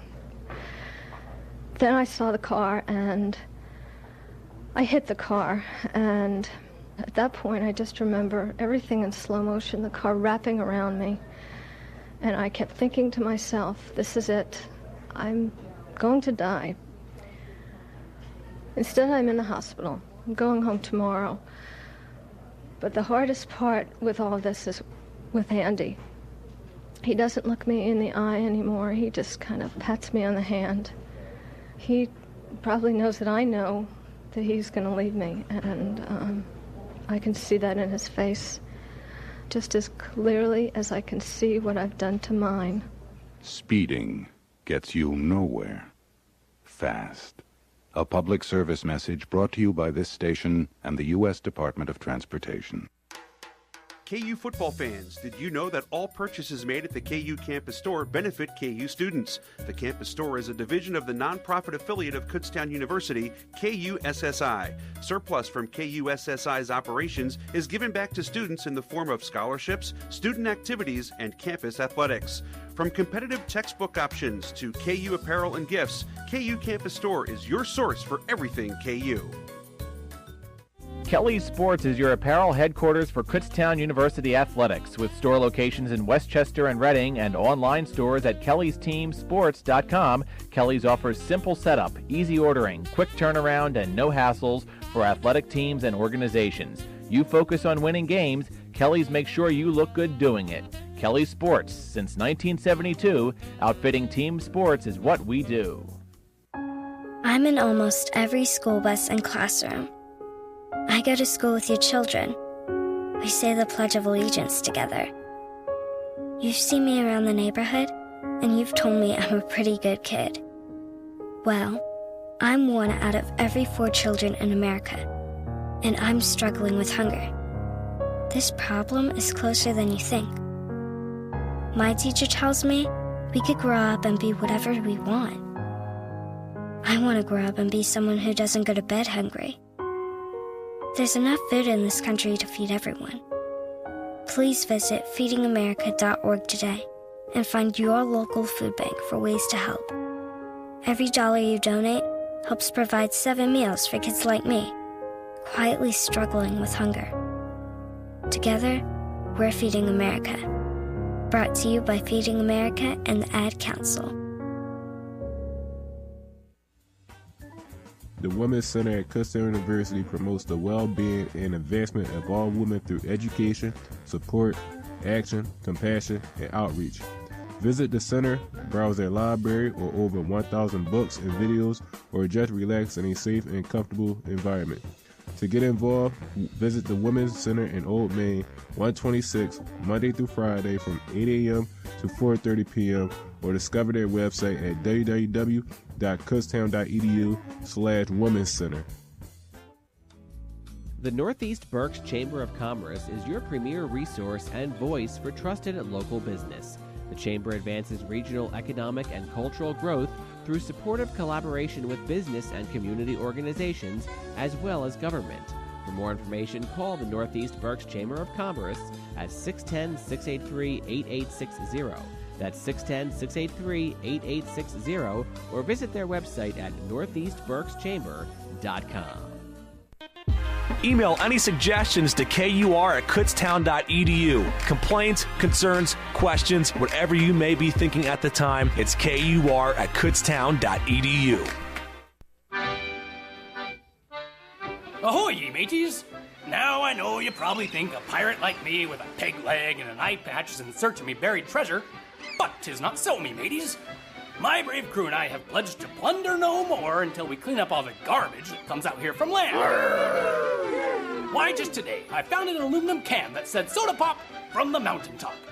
Somebody probably threw it on the ground and it washed into a drain pipe and into a river and into the ocean. Now I've got the best crew in the 7 seas. Hooray! But we can't do it all ourselves. Not on our own. Lend us a hand by always recycling and disposing of your trash properly. To learn more about keeping oceans clean, visit keepoceansclean.org. Tarnation. I mean, keepoceansclean.org. Right? That's keepoceansclean.org. Yeah, what he said. Brought to you by the Keep Oceans Clean Alliance and the Ad Council.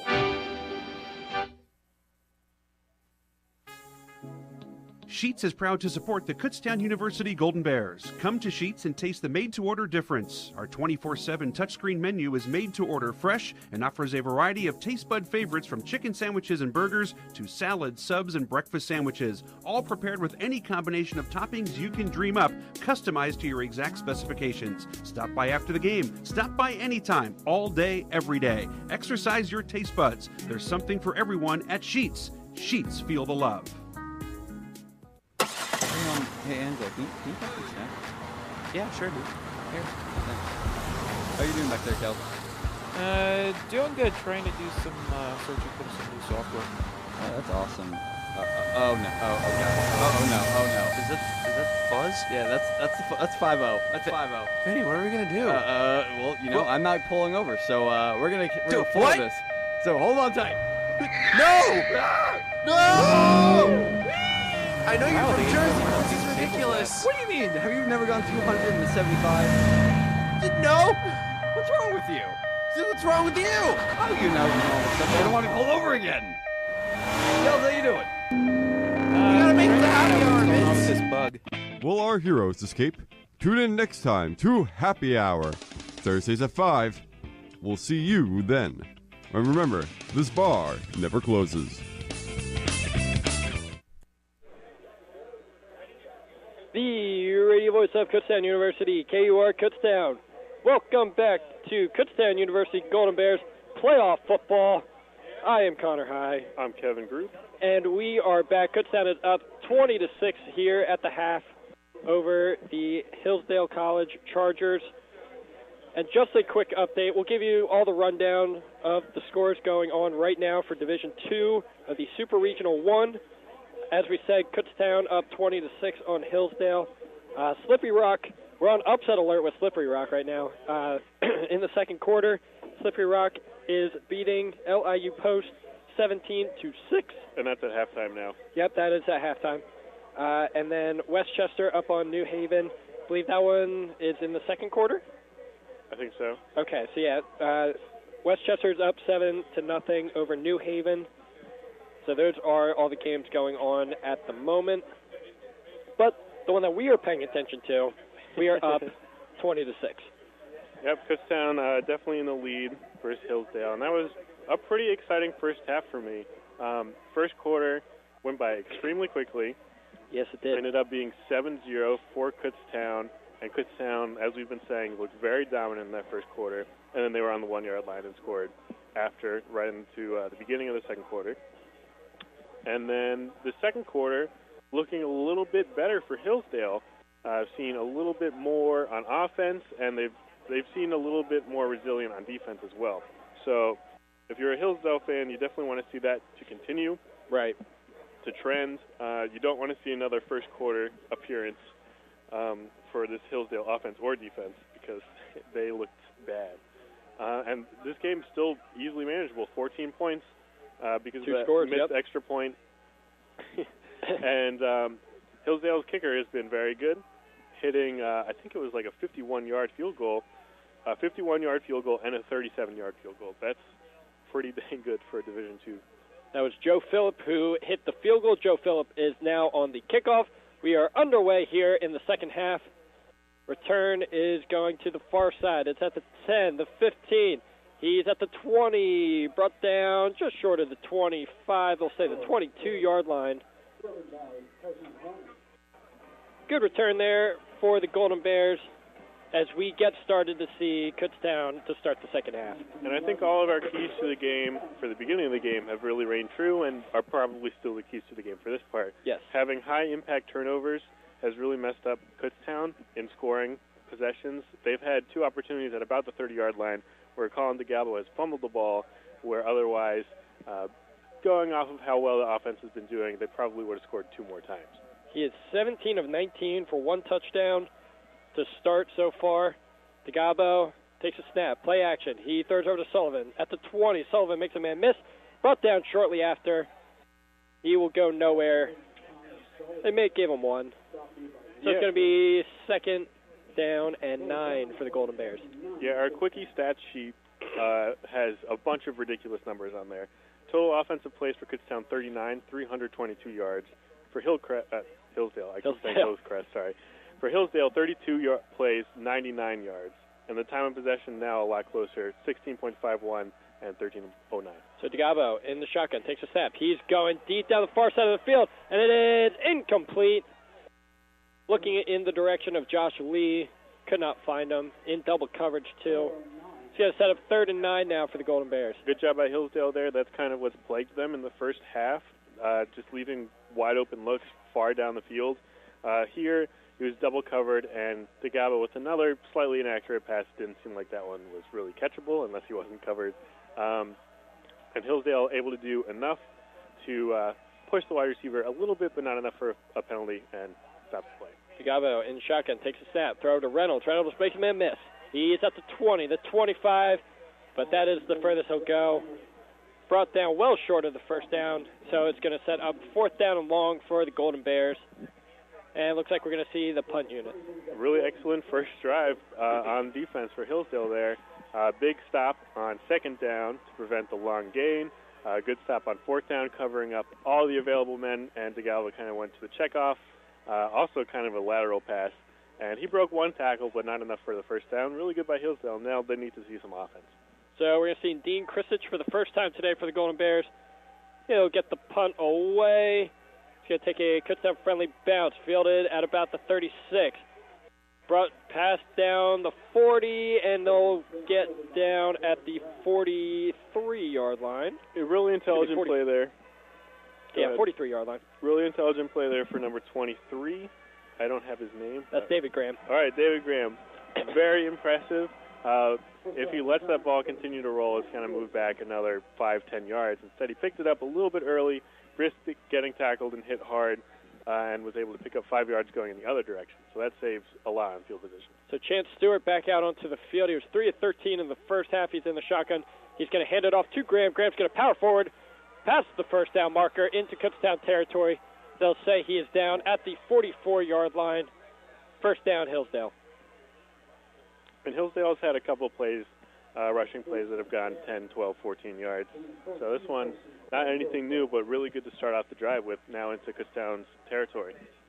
So Stewart in the shotgun. He's got Graham to his right. One receiver to the far side, one to the near side.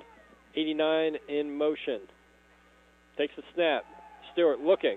He steps up in the pocket. He's going to fire deep down the far side of the field. It's caught deep in Kutztown territory. He's at the 10, 5, brought down.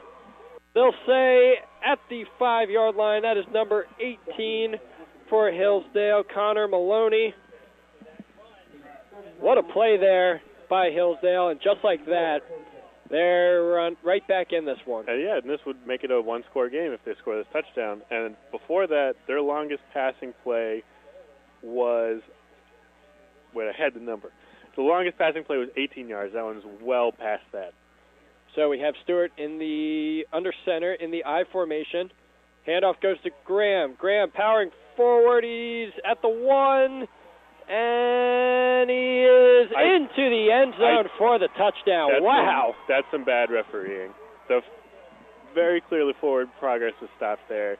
I don't really know how you can not blow that one. He just kept his feet moving. But really, really good pushing by the offensive line for Hillsdale.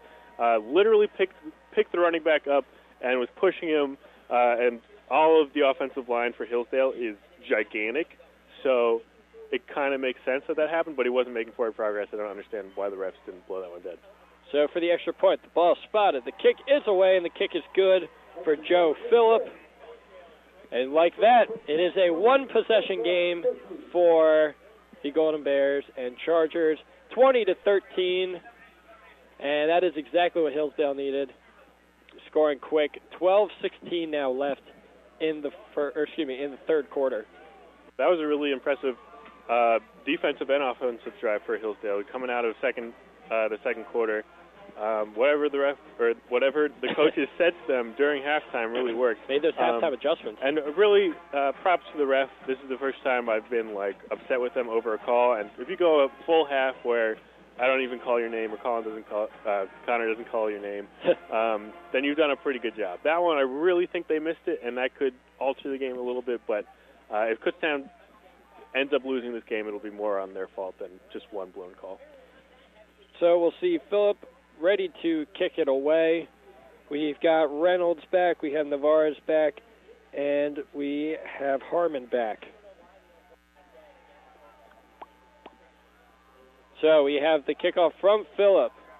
It's going to be fielded at about the 5. He's at the 10, 15. He's going to cut back. He's at the 20, brought down around the 23-yard line.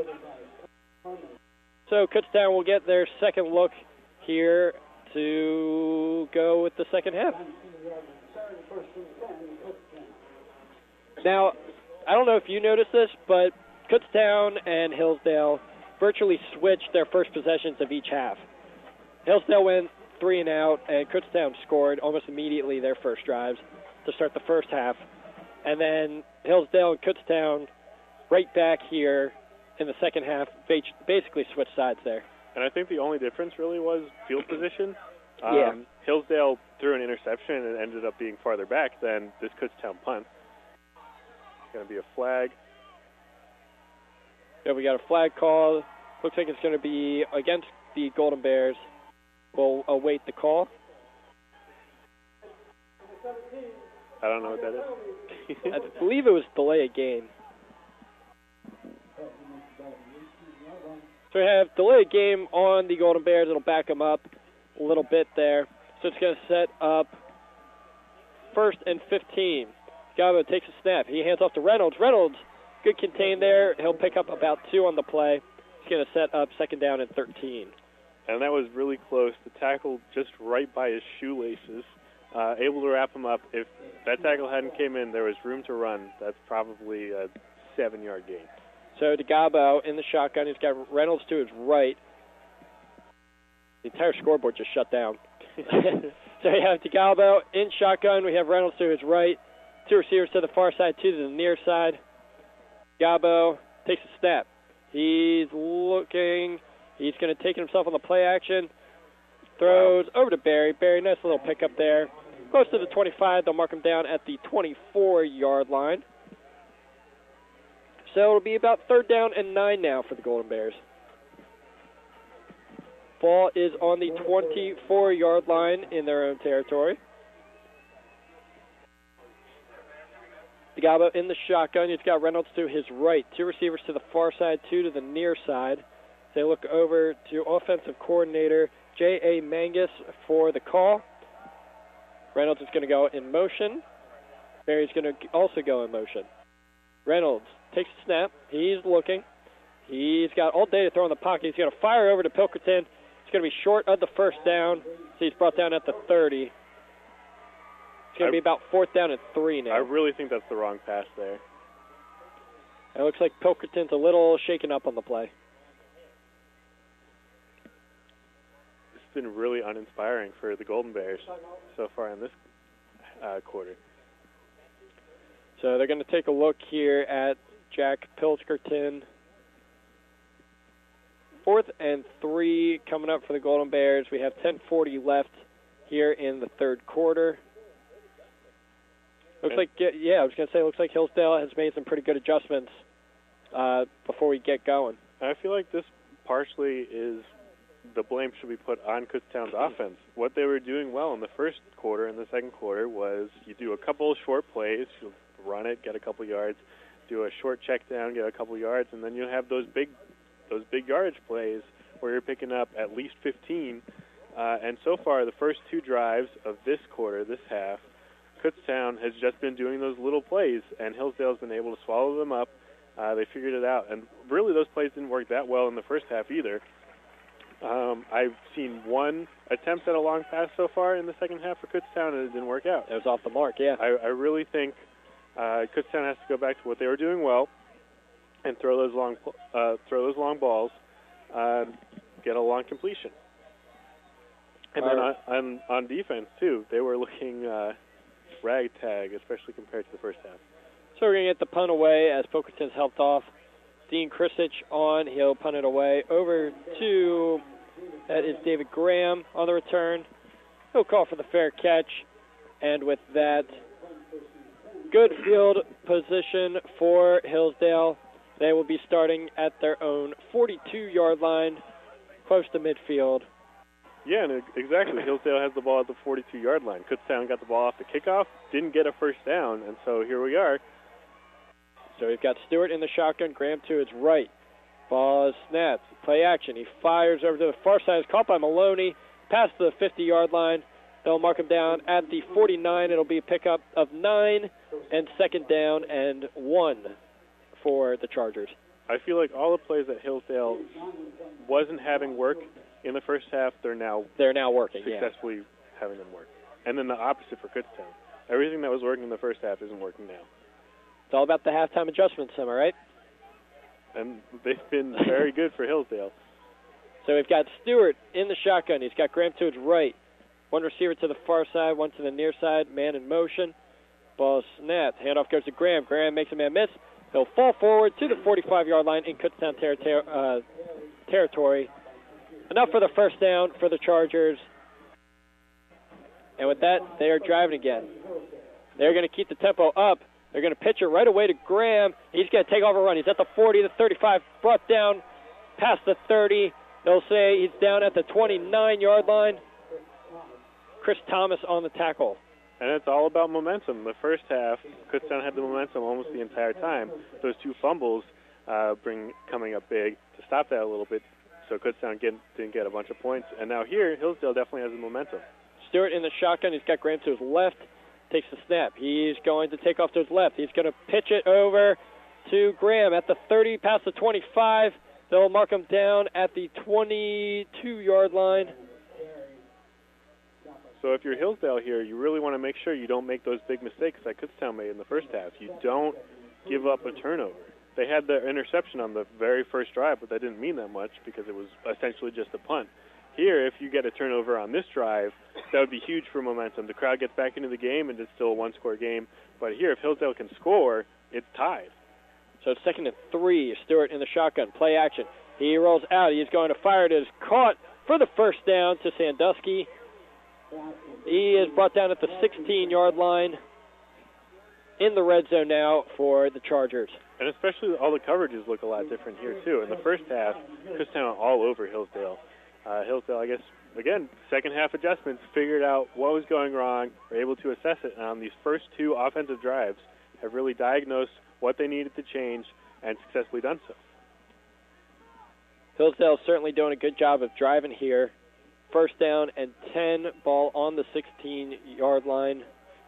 Stewart in the shotgun. He's got Graham to his right. He's going to take the snap. Handoff goes to Graham. Graham makes a man miss. He's at the 15. He's brought down around the 10-yard line. They'll mark him down at the 12. Another good pickup there by Hillsdale. It's going to be about 2nd down and 1 on the 9-yard pickup. They had the scoreboard momentarily wrong. It said 20-16. I was second-guessing everything I said. Now it's 20-13. That's okay. It actually is. That makes a lot more sense. But still, here's 2nd down. A 3-and-out, 4-and-out here would be really big for Kutztown. You really need to get a stop. 2nd down and 1. Stewart under center. He's got Graham behind him in the I formation. Handoff goes to Graham. He's going to get enough for the first down. Brought down at about the 5-yard line. They're not moving the chains yet. Oh, they just motioned for it. Yep. All right, first down. That makes sense. 1st and goal now for the Hillsdale Chargers. 7:07 now left here in the third quarter. Hillsdale about 5 yards away from tying this game up with the extra point, obviously. So we have Stewart in the shotgun. He's looking. He's wide open. Flushed out of the pocket, and he's brought down for the sack. That is number 29 for the Golden Bears. Number 29, that is Christome Wilkerson.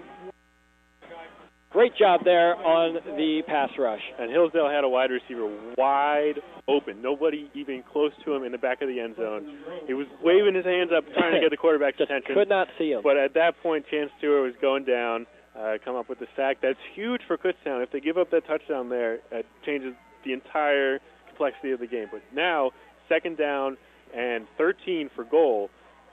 If they can get the stop, it changes everything. So Stewart under center. He's going to take the snap. Handoff goes to Graham.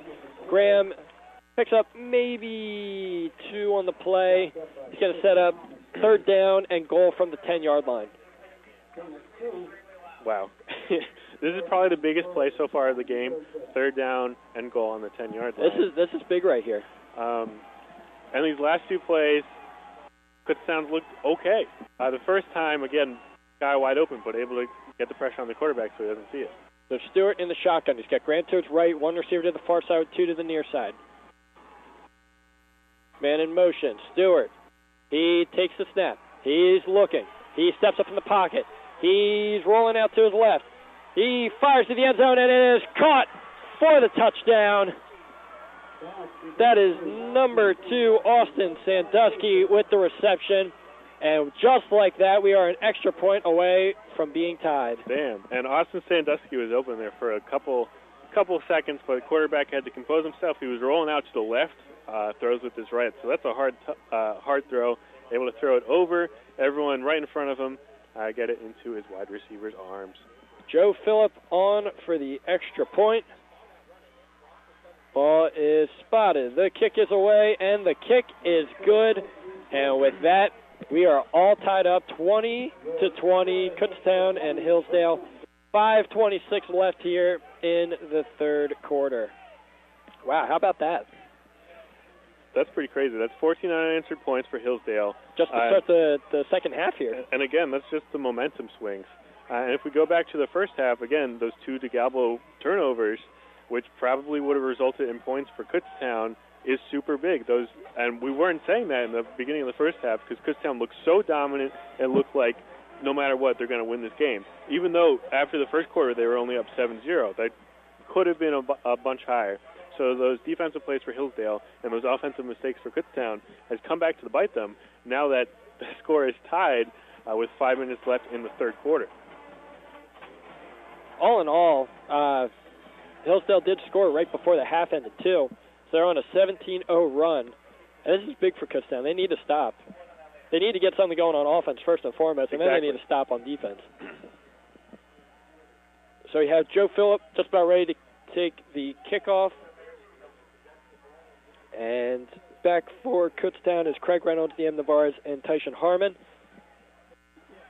And the kick is fielded at about the 1-yard line. He's at the 10, the 15, 20. Can't find anything past there.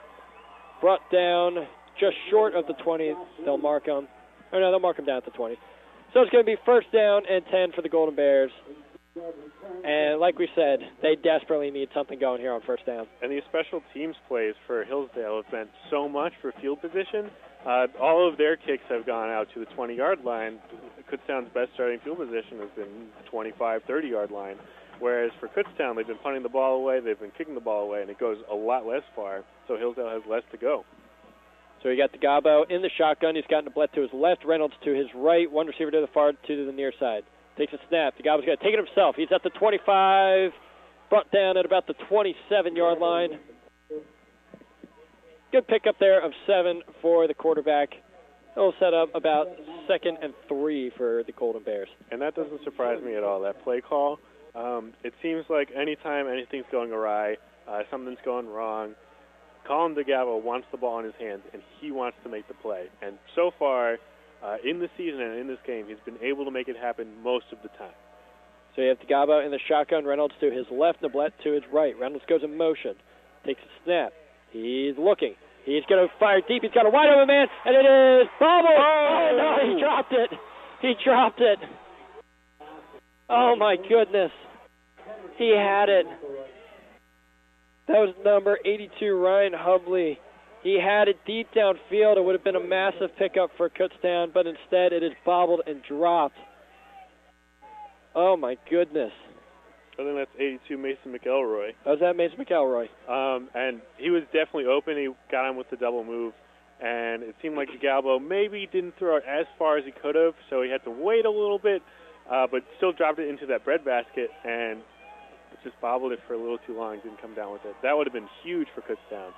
So it's going to set up 3rd and 3. DeGalbo takes a snap, he fires in, incomplete. Great coverage there. Intended for Connor Sullivan, number 39, Drake Temple on the coverage. And with that, that is another 3 and out for the Golden Bears. It looks like Kutztown there had 3 receivers run out and then cut back right past the first down line, and they were all about the same amount of open. It looked like Pilkington to me was the most open. That's not where the ball went. And DeGalbo threw a pretty fast pass, and that was definitely catchable, but so Kristich on for the punt yet again. Graham with the fair catch. And again, they'll be starting at about the 42-yard line in their own territory.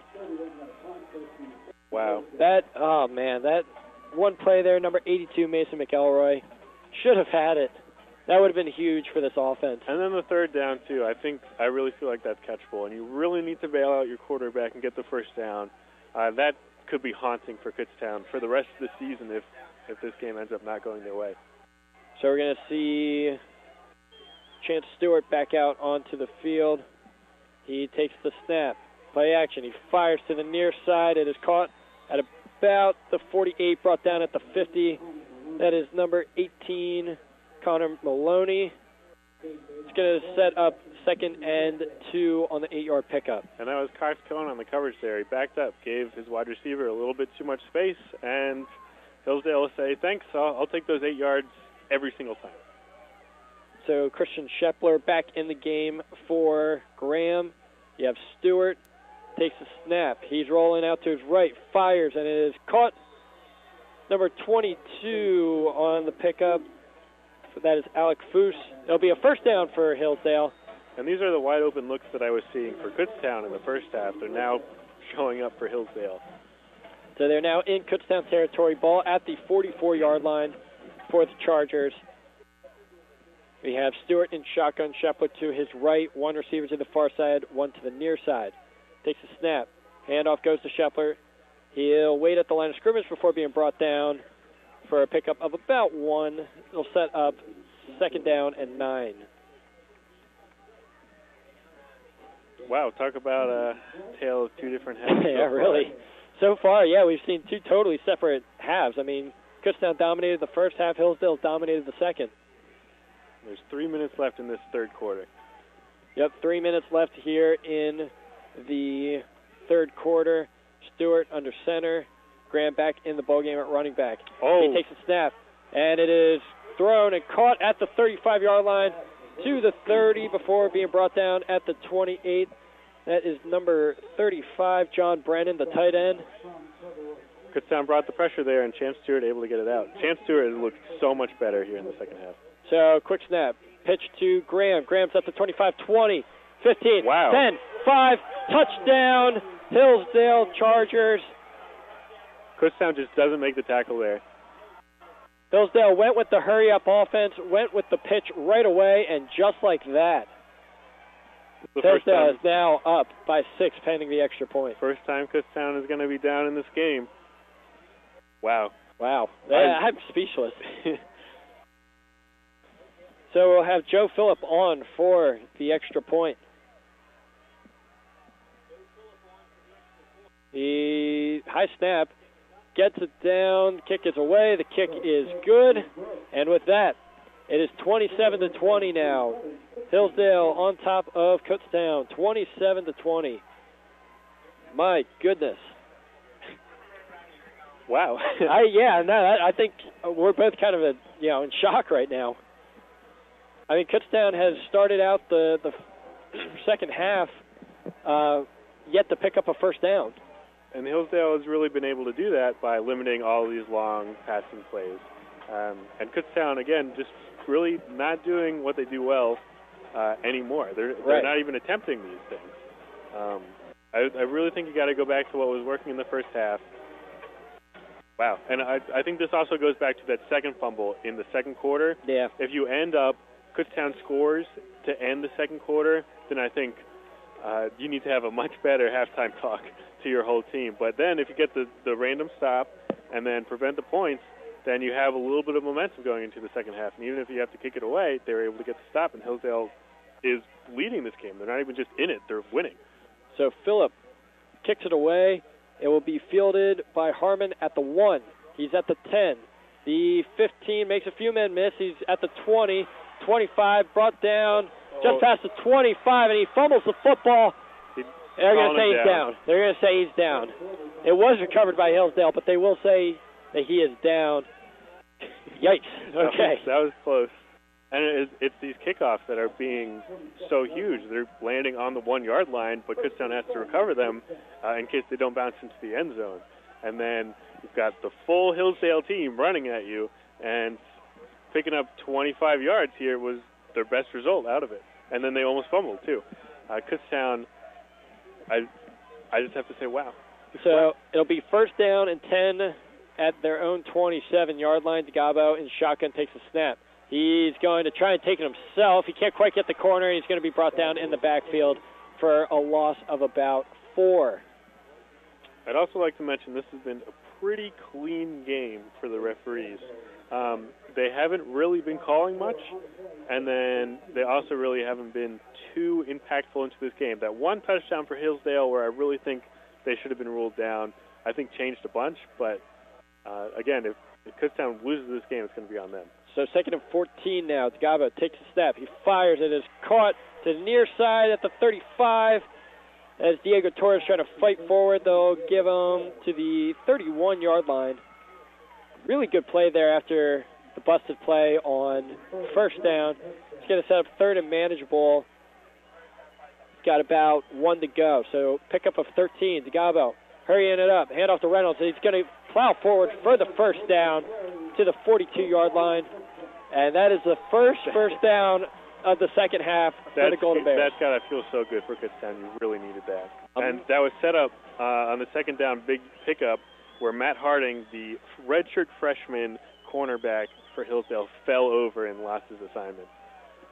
So 1st and 10 ball on the 42-yard line for the Golden Bears. Minute 23 left in the third quarter. Dagaba takes a snap. He's going to go forward. He's going to take it himself.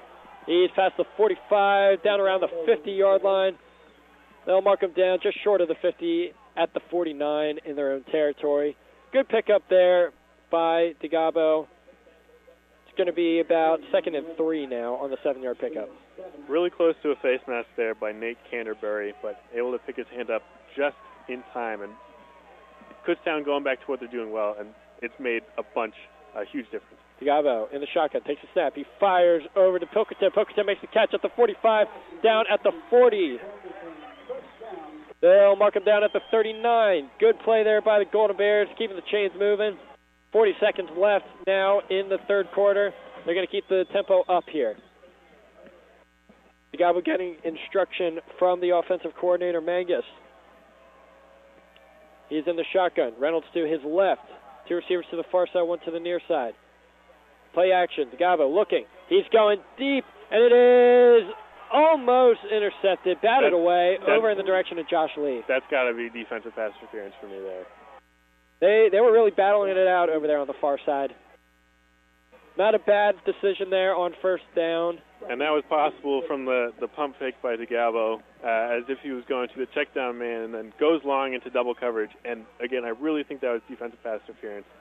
But the refs have been letting most things go for the entire game. So at least they've been mostly consistent. So 18 seconds left here in the third quarter. Dagabo in shotgun. Reynolds to his right. 2 receivers to the far side, 2 to the near side. Takes a snap. He's looking. He steps up in the pocket. He's going to take off himself. He's at the 35. Gets a block. He's at the 30. He's got enough for the first down. Brought down at about the 28-yard line. First down, Golden Bears. There you go. Dagabo keeping it into his own hands. There was a couple of people who were open who would have probably picked up 5-10 yards, got the first down, but here kept it with himself, got extra yardage, and just like if he had passed, he got the first down. All right, with that is the end of the third quarter. We have a huge fourth quarter ahead of us. That's for sure. This is big. This is big. 20-27, Hillsdale on top of Kutztown here on the radio voice of Kutztown University, KUR.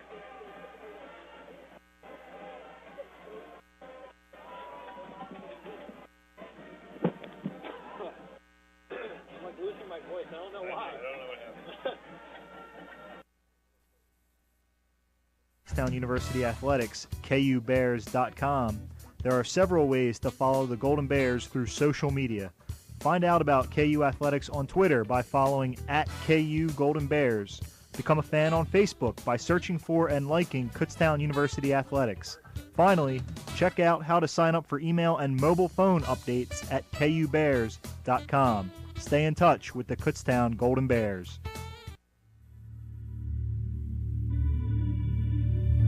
Follow the radio voice of Kutztown University, KUR, on Instagram and Snapchat. Enjoy a steady stream of content from your favorite student DJs. Just search KUR 1670 or search #KURadio on any social media platform. We are the radio voice of Kutztown University, KUR. Radio voice of Kutztown University, KUR Kutztown. Welcome back to Golden Bears football as we start the fourth quarter. 27-20, Hillsdale on top of Kutztown. Kutztown, however, is driving. They are at the Hillsdale 28. Tagawa takes a snap. He's looking. He fires, and it is incomplete over to Pilkerton. Looking for a flag. Will not get it. It's going to set up second down and 10.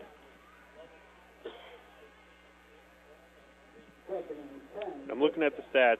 I know Hillsdale's on defense, but the thing that popped out to me the most is Chance Stewart is 10 for 20 now, but that means he's 7 for 7 in his last 7 throws. He's been on fire to start the second half. 7 in a row. So with that, Tagabo in the shotgun. He's got Reynolds to his left. 3 receivers to the far side, 1 to the near side. Tagabo takes a snap. He's looking deep, and it is almost intercepted. Flag on the play. There's a flag on the play. That was number 19, Matt Harding, with the breakup. That should have absolutely been an interception. It really should have. That was a really bad throw. I don't know what the Gabo saw there. He was looking in the direction of Josh Lee there. Yeah, they're calling ineligible downfield, I think. That's what they were motioning. They're going to talk it over with Jim Clements. Actually, they're talking it over with both coaches. They're going to decline. It's going to bring up 3rd and 10. All right, so 3rd down now for the Golden Bears. This is big.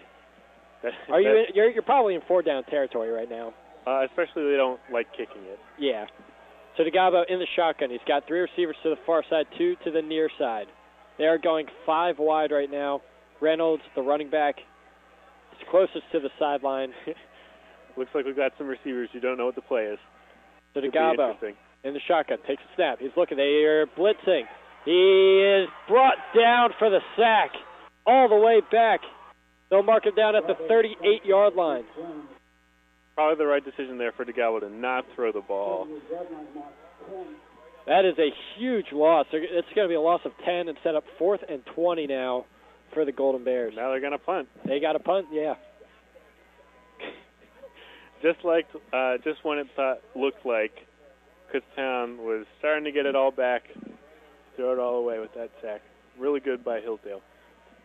Hillsdale had a free rusher there on that blitz. You see Dean Chrisage punted away. And we have a flag on David Graham. That's a bad call. David Graham calls the fair catch. That's a bad call. Diem Navarez, a little bit of disruption there as he was making the fair catch. Damn. It's all of these special teams. They've been really excellent for Hillsdale and really not that good for Kutztown. And here comes back to bite them again. I think it's a bad call. And it could matter a lot. Hillsdale would have had the ball at the 10-yard line, kind of marching forward. Yep. That's a tough one. Kutztown has not played the smartest here in the second half. And that's 15 free yards for Hillsdale. That's so big. So they're now at the 27-yard line in their own territory. That is huge now for Hillsdale. Stewart's going to be in the shotgun. He's got Graham to his right, 2 receivers to the near side. Stewart awaits the snap, man in motion. He'll take the snap. Handoff goes to Graham. Graham makes a man miss. He's past the 30. It's going to be a pickup of about 4. It's going to be second down and about 6. They bring him down at about the 31-yard line. 13:46 left in the ball game. And I would say now the stands are almost completely full. Stewart in the shotgun. He's got Graham to his right. Takes a snap. He's going to roll out to himself. He's going to keep it. He's going to fall forward past the 35, down around the 40. They'll mark him down at the 41-yard line. That is enough for the Hillsdale first down. And there he had the option. Ended up keeping it himself and getting the first down. That definitely seemed like the right choice. 1st and 10, ball on their own 41-yard line. 13:16 now left in the game. Stewart under center. He's got Graham behind him in the I formation. Man in motion. Takes the snap. Goes to Graham on the handoff. Graham's going to power forward. Pickup of about 2. He's going to set up 2nd and 8. It's like an injury for Hillsdale. So we have an injury on the field there. That is number 76, Brandon Hill. So starting right tackle.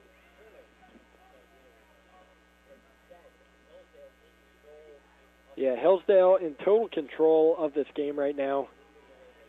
I think a lot of it has come from the offensive and defensive lines.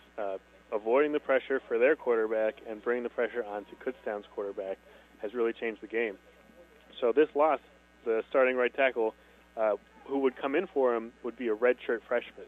So that's definitely potential for Kutztown to start putting more pressure on the 6'6" behemoth, Chance Stewart, and could totally change the game for the remainder. And he's being helped up off of the field. You hate to see that if you're a fan of either team, if you're a fan of football, but especially if you're a Hillsdale fan, because that could spell some problems on the offensive line. So it is 2nd down and 8. 12:54 left in the ball game for Hillsdale. We have a substitution at running back for the Chargers. Casey O'Brien back into the ball game. He is to the left of Stewart. Kutztown crowd getting back into it here, trying to spark some life in their home team. Stewart rolling out to his left. He fires and is caught for the first down. Past the 45, down around the 41-yard line. That is Trey Brock on the reception. First down, Chargers.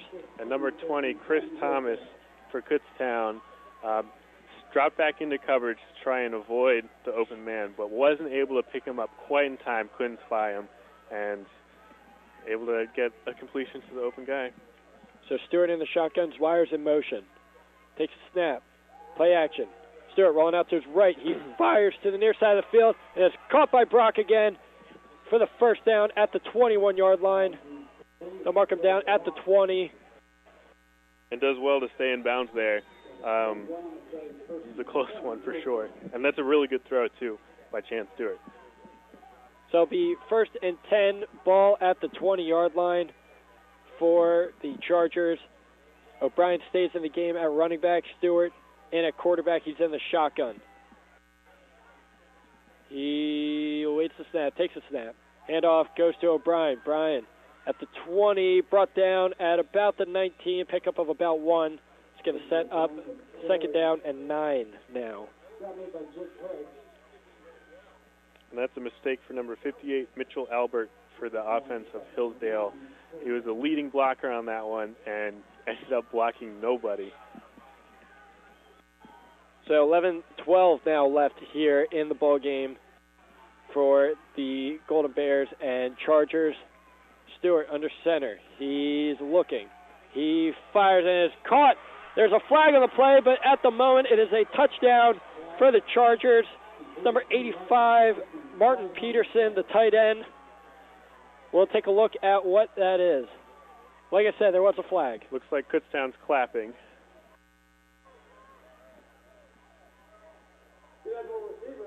An eligible receiver downfield, and Kutztown catches a huge break. Wow, yeah, especially if you go down 14 points, you've given up so many unanswered, it'd be hard to think that you'd be able to get back into this one, especially if you don't have the halftime to go and adjust to everything. And it's not basketball. You can't just call a timeout and talk to your full team and be like, hey, this is what's going wrong. Here's a quick adjustment. It seems like these are more fundamental things. We're at 24 points unanswered right now for the Chargers. 10:59 left in the game. Stewart in the shotgun, O'Brien to his right.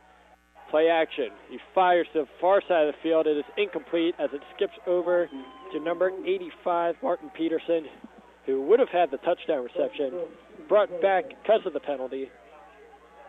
And then you have to think, we're right now at the 24-yard line. Even if Kutztown comes up with the stop, this is a 41-yard field goal, and Hillsdale has already made a 51-yard field goal. So this could turn into a 2-possession score even if you get this stop. So it's 3rd and 14. 10:56 left. Peterson in motion. Stewart in the shotgun. He takes a snap. He's looking. They're bringing the pressure. It's a screen. over to O'Brien, and he's brought down at the 25-yard line. Good play there by the Kutztown defense. So that's going to be 3rd and 16, 14? 3rd and 14. But they're bringing on the field goal kicker, who's been good on 31 and 51. This is going to be a 42-yard field goal, so right in the middle there. And he's definitely looked good so far in his first 2 attempts, and then even in warm-ups he was doing pretty well. Joe Phillip kicking the opposite direction. He is 2 for 2 so far. 42-yard field goal, low snap.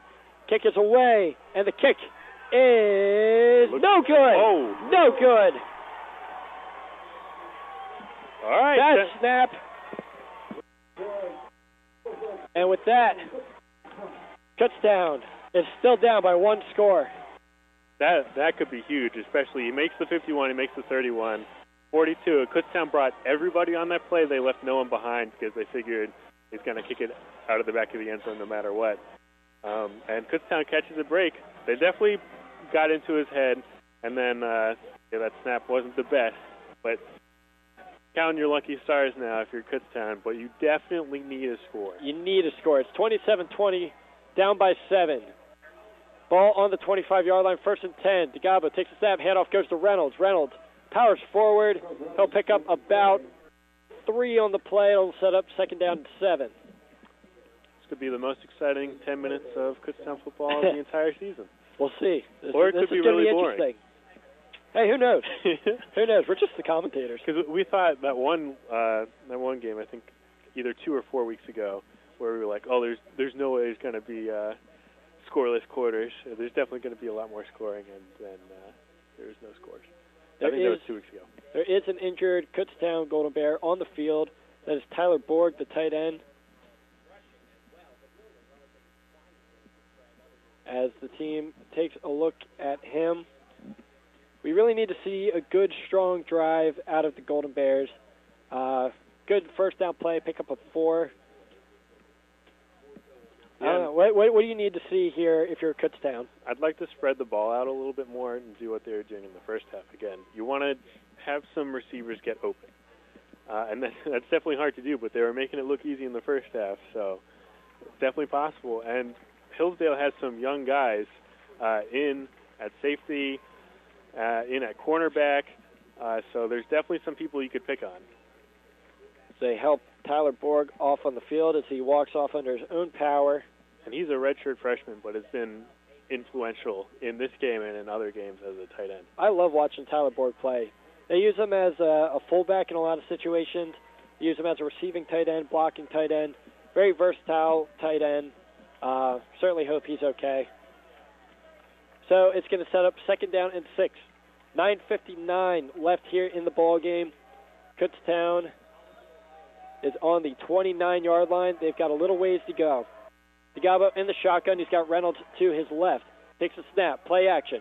He's going to fire and is caught for the touchdown over to the tight end, Jack Pilkerton. And there you go. I like this. Slow and steady isn't bad. If you can pick up the first down, I would definitely say do it. You don't always have to go for the long throws. Ball on the 38-yard line. It'll be 1st and 10 now for the Golden Bears. Colin DeGabo in shotgun. He's got Reynolds to his right. 2 receivers to the near side. He takes a snap. He's looking. He steps up in the pocket. He's going to take off himself. He takes a hit. He is brought down at the 40-yard line. Pickup of about 2. It's going to set up 2nd down and 8. And we haven't mentioned it before, but there's a fair few fans for Hillsdale here, and that's pretty impressive coming all the way from Michigan. Again, we'd like to welcome our Michigan viewers. Hope you're enjoying the ball game. DeGabo in at shotgun. Reynolds to his right. 3 receivers to the far side, 1 to the near side. Takes the snap. He's looking. He fires on the screen to Reynolds. Reynolds is brought down in the backfield all the way down. Actually, they're going to say it's a pretty generous spot. You're going to say down at the 37. I would have put it back all the way at like the 35. That's number 45, Jay Rose, who broke down the full coverage. He went through 3 blockers and got the tackle. So it's going to set up 3rd and 11 now at the 37-yard line. DeGabo in at shotgun. Reynolds to his left. Takes a snap. He's looking. He's got a good pocket. He fires. It is caught for the first down. He's at the 45, 40, 35, 30. Huge play there. That is Ryan Hubley for the first down. And that's number 10, Jason McDonough, who kind of got lost in coverage there as a cornerback for Hillsdale. And then afterwards, after the catch was made, he fell over and allowed Kutztown to get a couple extra yards after that, too. That was huge for Kutztown. You really needed that to breathe air and breathe life into the team. Tempo up. DeGava takes a step. Throws over to Pilkerton. Over to the 20-yard line. They'll mark him down at the 19. Another first down for the Golden Bears. And if I'm Kutztown here, I keep up the high tempo. I want to keep pushing. I want to keep going. I want to get the score right here. So DeGava in the shotgun. Reynolds to his left. 3 receivers to the near side, 1 to the far side. Takes a snap. He's looking. Oh, the double move. He's got a wide open man, and it's caught for the touchdown. Diego Torres. Excellent double move. Completely fooled the defense there, and exactly what I wanted to see. Keep up the tempo, make the defense confused, and throw that long ball for the touchdown. Kutztown's able to do it. 7 minutes and 37 seconds left. If Kutztown can get a stop, they have plenty of time to score again. We got the exciting fourth quarter that we wanted. Beautiful throw, beautiful catch there. Of course, you need the extra point here, too. Rosenfeld on for the extra point. Good snap, good hold. Oh, and he misses the extra point. Alec Rosenfeld misses the extra point. And that's the second miss of the game, too. I really hope for Kutztown's sake that doesn't come back to bite them. That's 2. Wow. 26-27. I think it's really unlikely that there wasn't going to be another score in the game. In fact, it would have been impossible as a tie. But I definitely see more points coming on in this game. And then even if the next drive, Hillsdale gets a field goal to go up by 4, and it would have been 3, I don't think Kutztown would be settling for a field goal in most situations anyway. They haven't been kicking field goals. They want to go for all 7 points or all 6 points. Mason McElroy, the holder on that, it was a little bit of a low snap. It looked like he struggled to get the laces out on that. And you'll remember last week for Kutztown, Alec Rosenfeld came up big to hit a clutch extra point where the other team's kicker had missed right before then. So it's a little bit out of character to miss 2 here. 27-26, Hillsdale on top of Kutztown. Rosenfeld kicks it away. He's going to field it by Graham at the 10. He's at the 15, the 20. 25 met immediately at the 25-yard line. That was one of the better kickoffs for Kutztown there. Good coverage there as well. I want to throw it back to that last drive, that ineligible man downfield. That was huge. Which then set up the field goal attempt for Hillsdale, and then they missed it. So if that penalty doesn't get thrown, Hillsdale has 7 points on the board, and then this game is even farther away than just 1 point. So, ball is at the 25-yard line. It's 1st and 10. Stewart in it, shotgun. He's got Graham to his right. Takes a snap. He pumping. Oh. He's going to fire, and it is caught. They're 8-2. He's at the 50, the 45, where he's brought down. That is Trey Brock on the reception. And Hillsdale says, you like double moves? We like them too. The pump fake completely jukes that Kutztown. Extremely well-designed play, picking up a whole bunch of yards. Huge play there on first down for Hillsdale. It's going to set up 1st and 10 in Kutztown territory at the 45-yard line. Just over 7 minutes left here in the fourth quarter. Stewart in the shotgun. Graham to his right. He's got 1 receiver to the far side, 1 to the near side. He takes the snap. He fires over to Maloney at the 40 at the near side. Bring him down at about the 37, it looks like. Does well to stay in bounds there and do a little dive to pick up an extra 1 yard on that one. Looks like he's injured on the play, though. And being on the Kutztown sideline, you can't stay there. They did get 8 on the play. Sets up 2nd and 2. So if you're Kutztown, you can at least hold them to a field goal. That'd be big. Yeah, especially, again, you hate to see it for both teams and as a fan of football, but the injury here, if he doesn't come up, his replacement is a redshirt freshman again. And he's being helped off the field, going on his own power, though. Probably take a couple plays to sit out, recover a little bit, but for now, 2nd down, instead of this wide receiver, Maloney, you'll have Alec Foos, who's a redshirt freshman, which you definitely have to think is less of a threat than before. So that could hurt Hillsdale. I wouldn't be surprised if this is a rushing play. Connor Maloney's been big for Hillsdale in this game. You have Stewart in the shotgun. He's got Graham to his left. Sandusky in motion. Stewart rolls out to his left. He fires and is caught for the first down at the 25, brought down around the 20.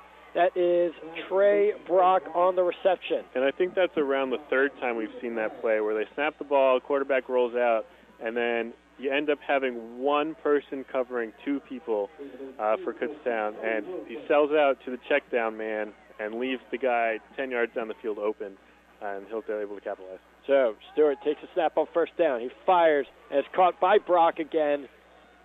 They'll pick up about 5 on the play. He's going to set up 2nd and 5 now. 5:58 left on the clock here in the fourth quarter. And this is wasting some time, too. This is big. Both teams still have 3 timeouts, so there's still a lot of time left. But if Hillsdale can continue to lengthen out this drive and then ends up scoring a touchdown off of it, you have to think that they're very favorable to win the game. So Stewart in the shotgun. He's got Graham to his left.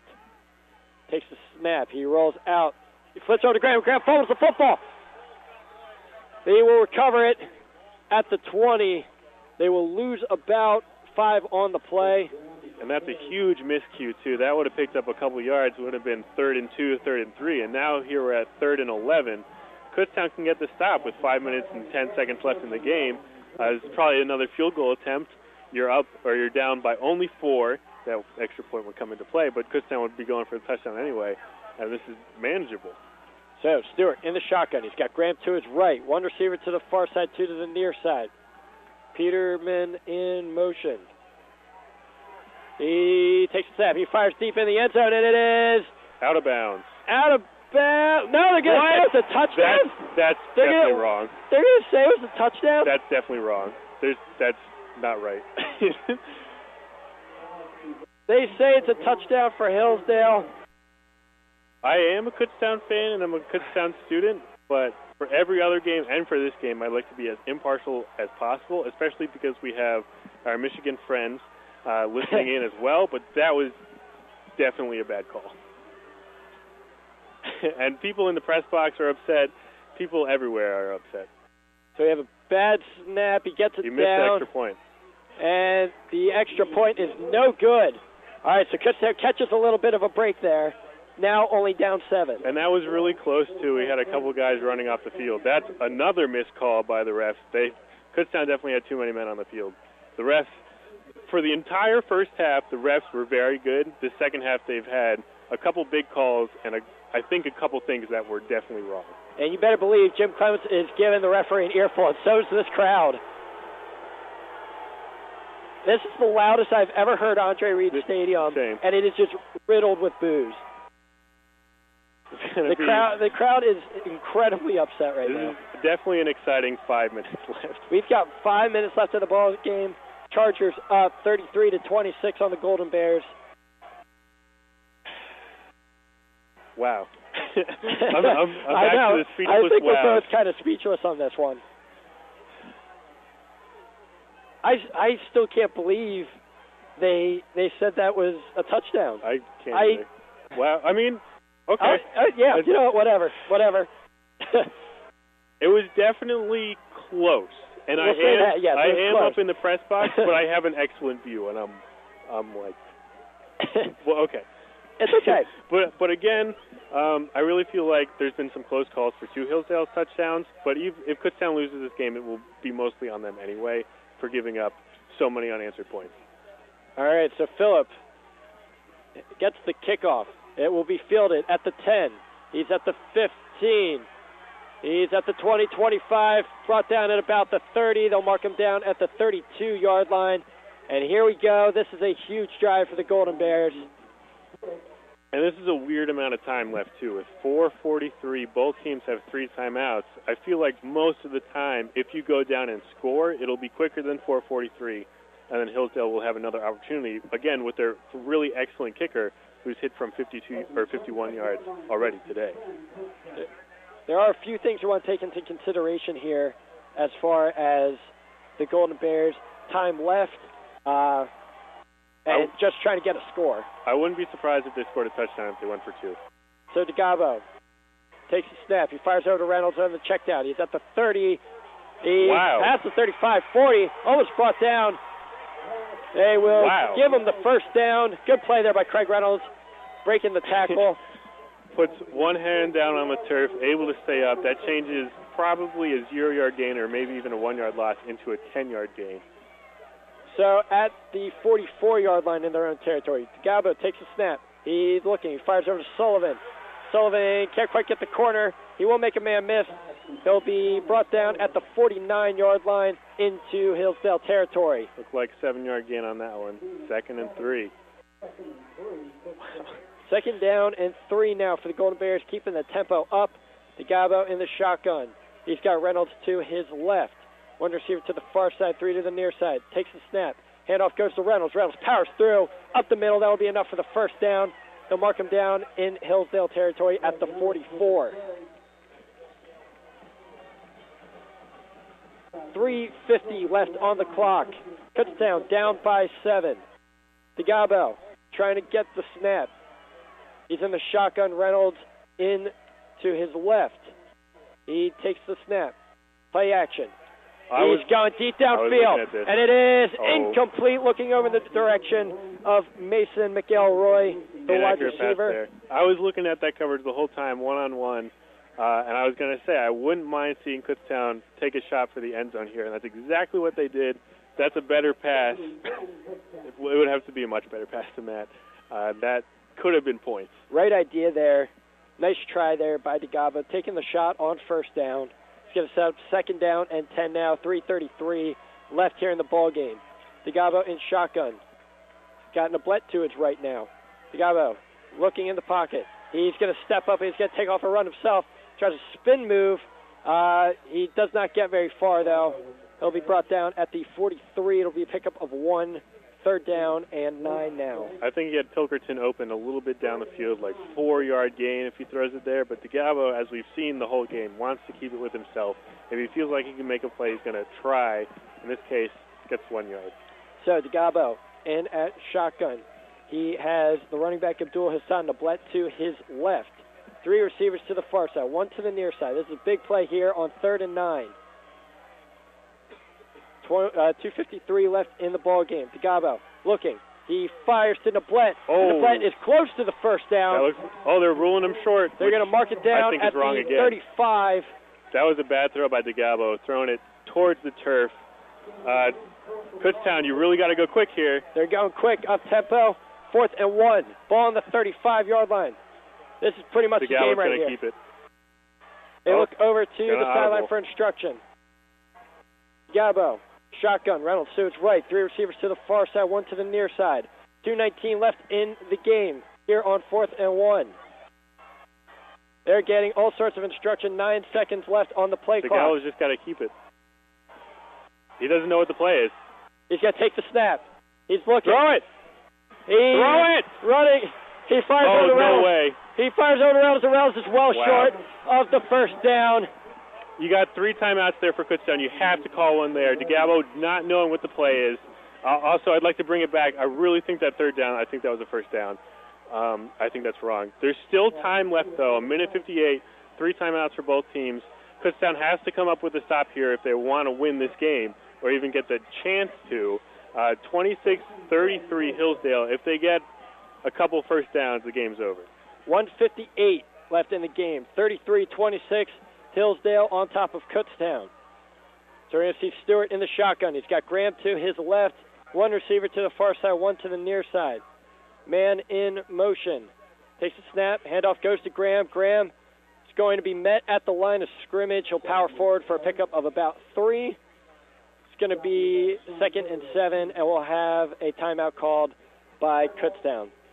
And Hillsdale so far with only that 1 turnover, which has really been a big difference in this game. That was on the first drive? The first drive interception, which essentially acted as a punt anyway, so they haven't had any of these large mistakes that Kutztown has had, which has definitely contributed to them winning, or being up 33-26. Wow. This has been a fun one. It's definitely fun. I'd like it a lot more than 2 weeks ago where I feel like the refs totally ruined it, and then everyone kind of gave up, and then it wasn't close. In this one, I really feel like the refs have ruined it a little bit, but definitely not as bad as that Westchester game. Some questionable calls that if I wish I was watching at home so I could see some replays. I know the refs have a really difficult job, especially here, that they're not going to be able to check again. And he was in the right place to make all of these calls. But very exciting. Every quarter has been good. Hope it continues. So Stewart in the shotgun. He's got Graham to his right. Two receivers to the near side. Stewart awaits the snap. He takes the snap. Play action. He rolls out to his right. Oh, he's wide open. He's got 82 wide open. That's Brock downfield. He's caught it at the 30. He's at the 20. That's going to be the game. 5-10, touchdown. Trey Brock. And Kutztown just not ready for that passing play. Man-on-man coverage, no safety help. Able to beat his man. That looks like it will likely be the game. Similar to the Westchester game, I really feel like the refs messed some things up and then took all the air out of Kutztown. But you really have to give a whole bunch of credit to Hillsdale. They were getting absolutely smacked in the first half. Didn't let it get to them. Didn't give up too many points. Got some key stops. And then they really came back in the second half fighting. So we have the extra point. The kick is good. And with that, it is 40-26. Hillsdale on top of Kutztown. 1:41 left here in the ball game. It's not totally over yet. Not. Kutztown still has 2 timeouts yet. They need a really quick score. And then probably an onside kick. Onside kick if they can get that. Then they're kind of in business, but right now they just need to focus on getting that score first. Wow, how about that? Yeah, Trey Brock on the double move had the corner frozen. And that's worked for both teams in a couple of different key plays. It's been a touchdown twice for Hillsdale and a touchdown once for Kutztown on these double moves. Just not disciplined enough. Wow, this has been a fun one. So real quick, while we have the little break and await the kickoff, just want to give a few thank yous out. I want to thank Emily Schlegel for running the board back in studio, Mike Regensberger, our radio director. I want to thank Brian Salvador, the sports coordinator. And I want to thank you, Kevin. And I'd like to thank everyone who's listening out there. Yes, giving us you. a voice. So we have Joe Phillip. He will kick it short. It'll be fielded at about the 25 with the fair catch. Trying to prevent a return there, I guess. But if you're Kutztown, too, the first half, what was working were these long, deep passes. I think that's what you got to go for on these first couple tries. So 1:41 left in the fourth quarter. Kutztown down by 14 to the Hillsdale Chargers. DeGabo in shotgun. Reynolds to his left. He's got 3 receivers to the far side, 1 to the near side. DeGabo takes a snap. He's looking. He steps up in the pocket. He fires over the middle and is incomplete in the direction of Connor Sullivan. That's into double coverage. He meets the ball with his hands but gets kind of rocked right away. Gets bumped a little bit. Can't haul it in. 1:36 left. 5 seconds off the clock there. He's going to set up second down and 10 ball at the 27-yard line. DeGabo in shotgun. Reynolds to his right. Takes a snap. He fires over the middle. It is caught by Pilkerton. Past the 40. It'll be enough for a first down. And the clock stops to move the chains. This is a good play for Kutztown. Yep, down at the 44-yard line. They didn't stop the clock for some reason. 125 and still going.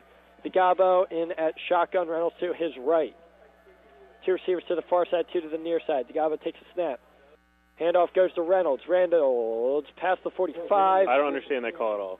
He'll be just short of the 50. They'll mark him down at the 49 in Kutztown territory. You need to take a shot to the end zone right now. Only a minute left. 2nd and 5 now. DeGabo takes a snap, keeping the tempo up. He's looking. He steps up in the pocket. He fires downfield, and it is incomplete. Not good enough of a pass. And that's been the story of the second half. There's been a couple opportunities where there's been a man open downfield, or maybe not even open, where you could throw a catchable ball where you can get a huge gain, and DeGabo just not been accurate enough in the second half. whereas in the first half he was really rolling. 53 seconds left here in the game. 3rd and 5. Digabo takes the snap. He's looking. He fires to the near side. It's incomplete in the direction of Ryan Hubley, right through his hands. That's definitely not an easy catch, but that's one you really have to make. And that's a first down, and he's getting out of bounds, too. This is going to be the game here, potentially. This is pretty much officially the game. I don't see Kutztown coming back if they don't get the first down here. It's 4th and 5. Digabo takes a snap. Looking, he fires over the middle, caught by Reynolds, past the 35-yard line. It will be enough for the first down.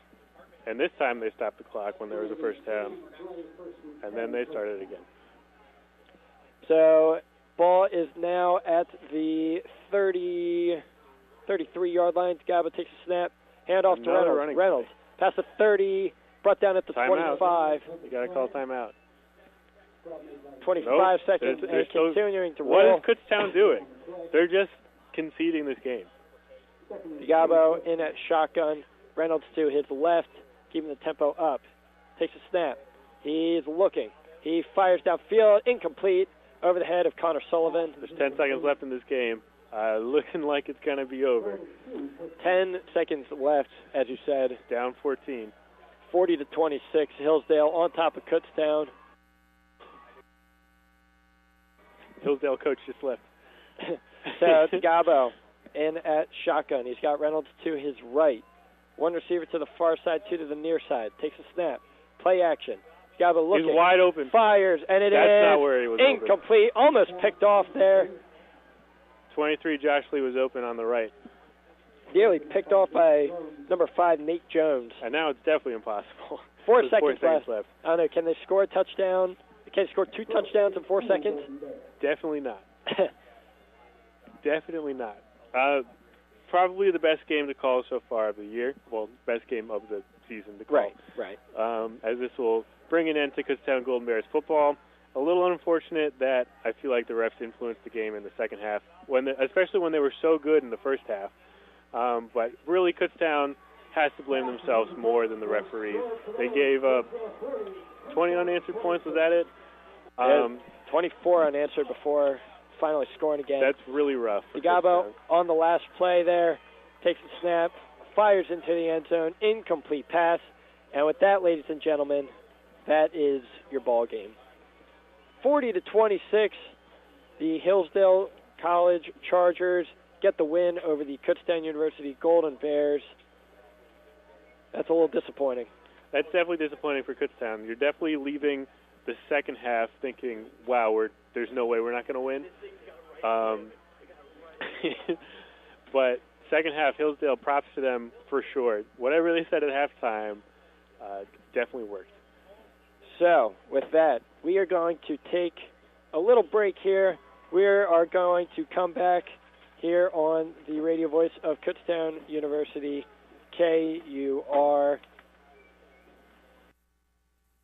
Show your maroon and gold pride. Be sure to check out Kutztown Athletics apparel across various outlets in Lehigh and Berks counties. KU Golden Bears gear can now be purchased at Walmart in Temple and Boscov's in Berks County and the Lehigh Valley. Also, Kutztown gear is available at the official headquarters for KU Gear, the KU Student Bookstore located on the scenic KU campus. Make sure to stock up on your maroon and gold apparel this fall and be ready for the new year. To get the most up-to-date and in-depth information about the Kutztown University Golden Bears, visit KU Athletics online at KUBears.com. KUBears.com features extensive coverage for all 21 of Kutztown University's NCAA varsity sports. The website also features video content and allows fans to follow select games through live statistics. Be sure to check out the Kutztown Golden Bears at KUBears.com. Go Bears, go! Email any suggestions to KUR@kutztown.edu. Complaints, concerns, questions, whatever you may be thinking at the time, it's KUR@kutztown.edu. The radio voice of Kutztown University, KUR Kutztown.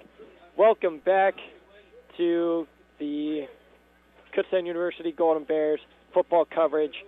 I am Connor High, alongside Kevin Group. And welcome to our post-game show. We are both a little speechless I think, especially speechless, as you can tell with my voice, I think.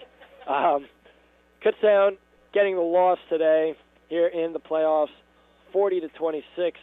Their season is over, which is a little unfortunate. I've been a little bit speechless for the entire second half. I agree with you. I agree with you. The first half of football was one of the best halves I've seen of Kutztown in this season, and maybe even ever. And then the second half, just everything fell apart for Kutztown. Yeah. So with the loss today, Kutztown, their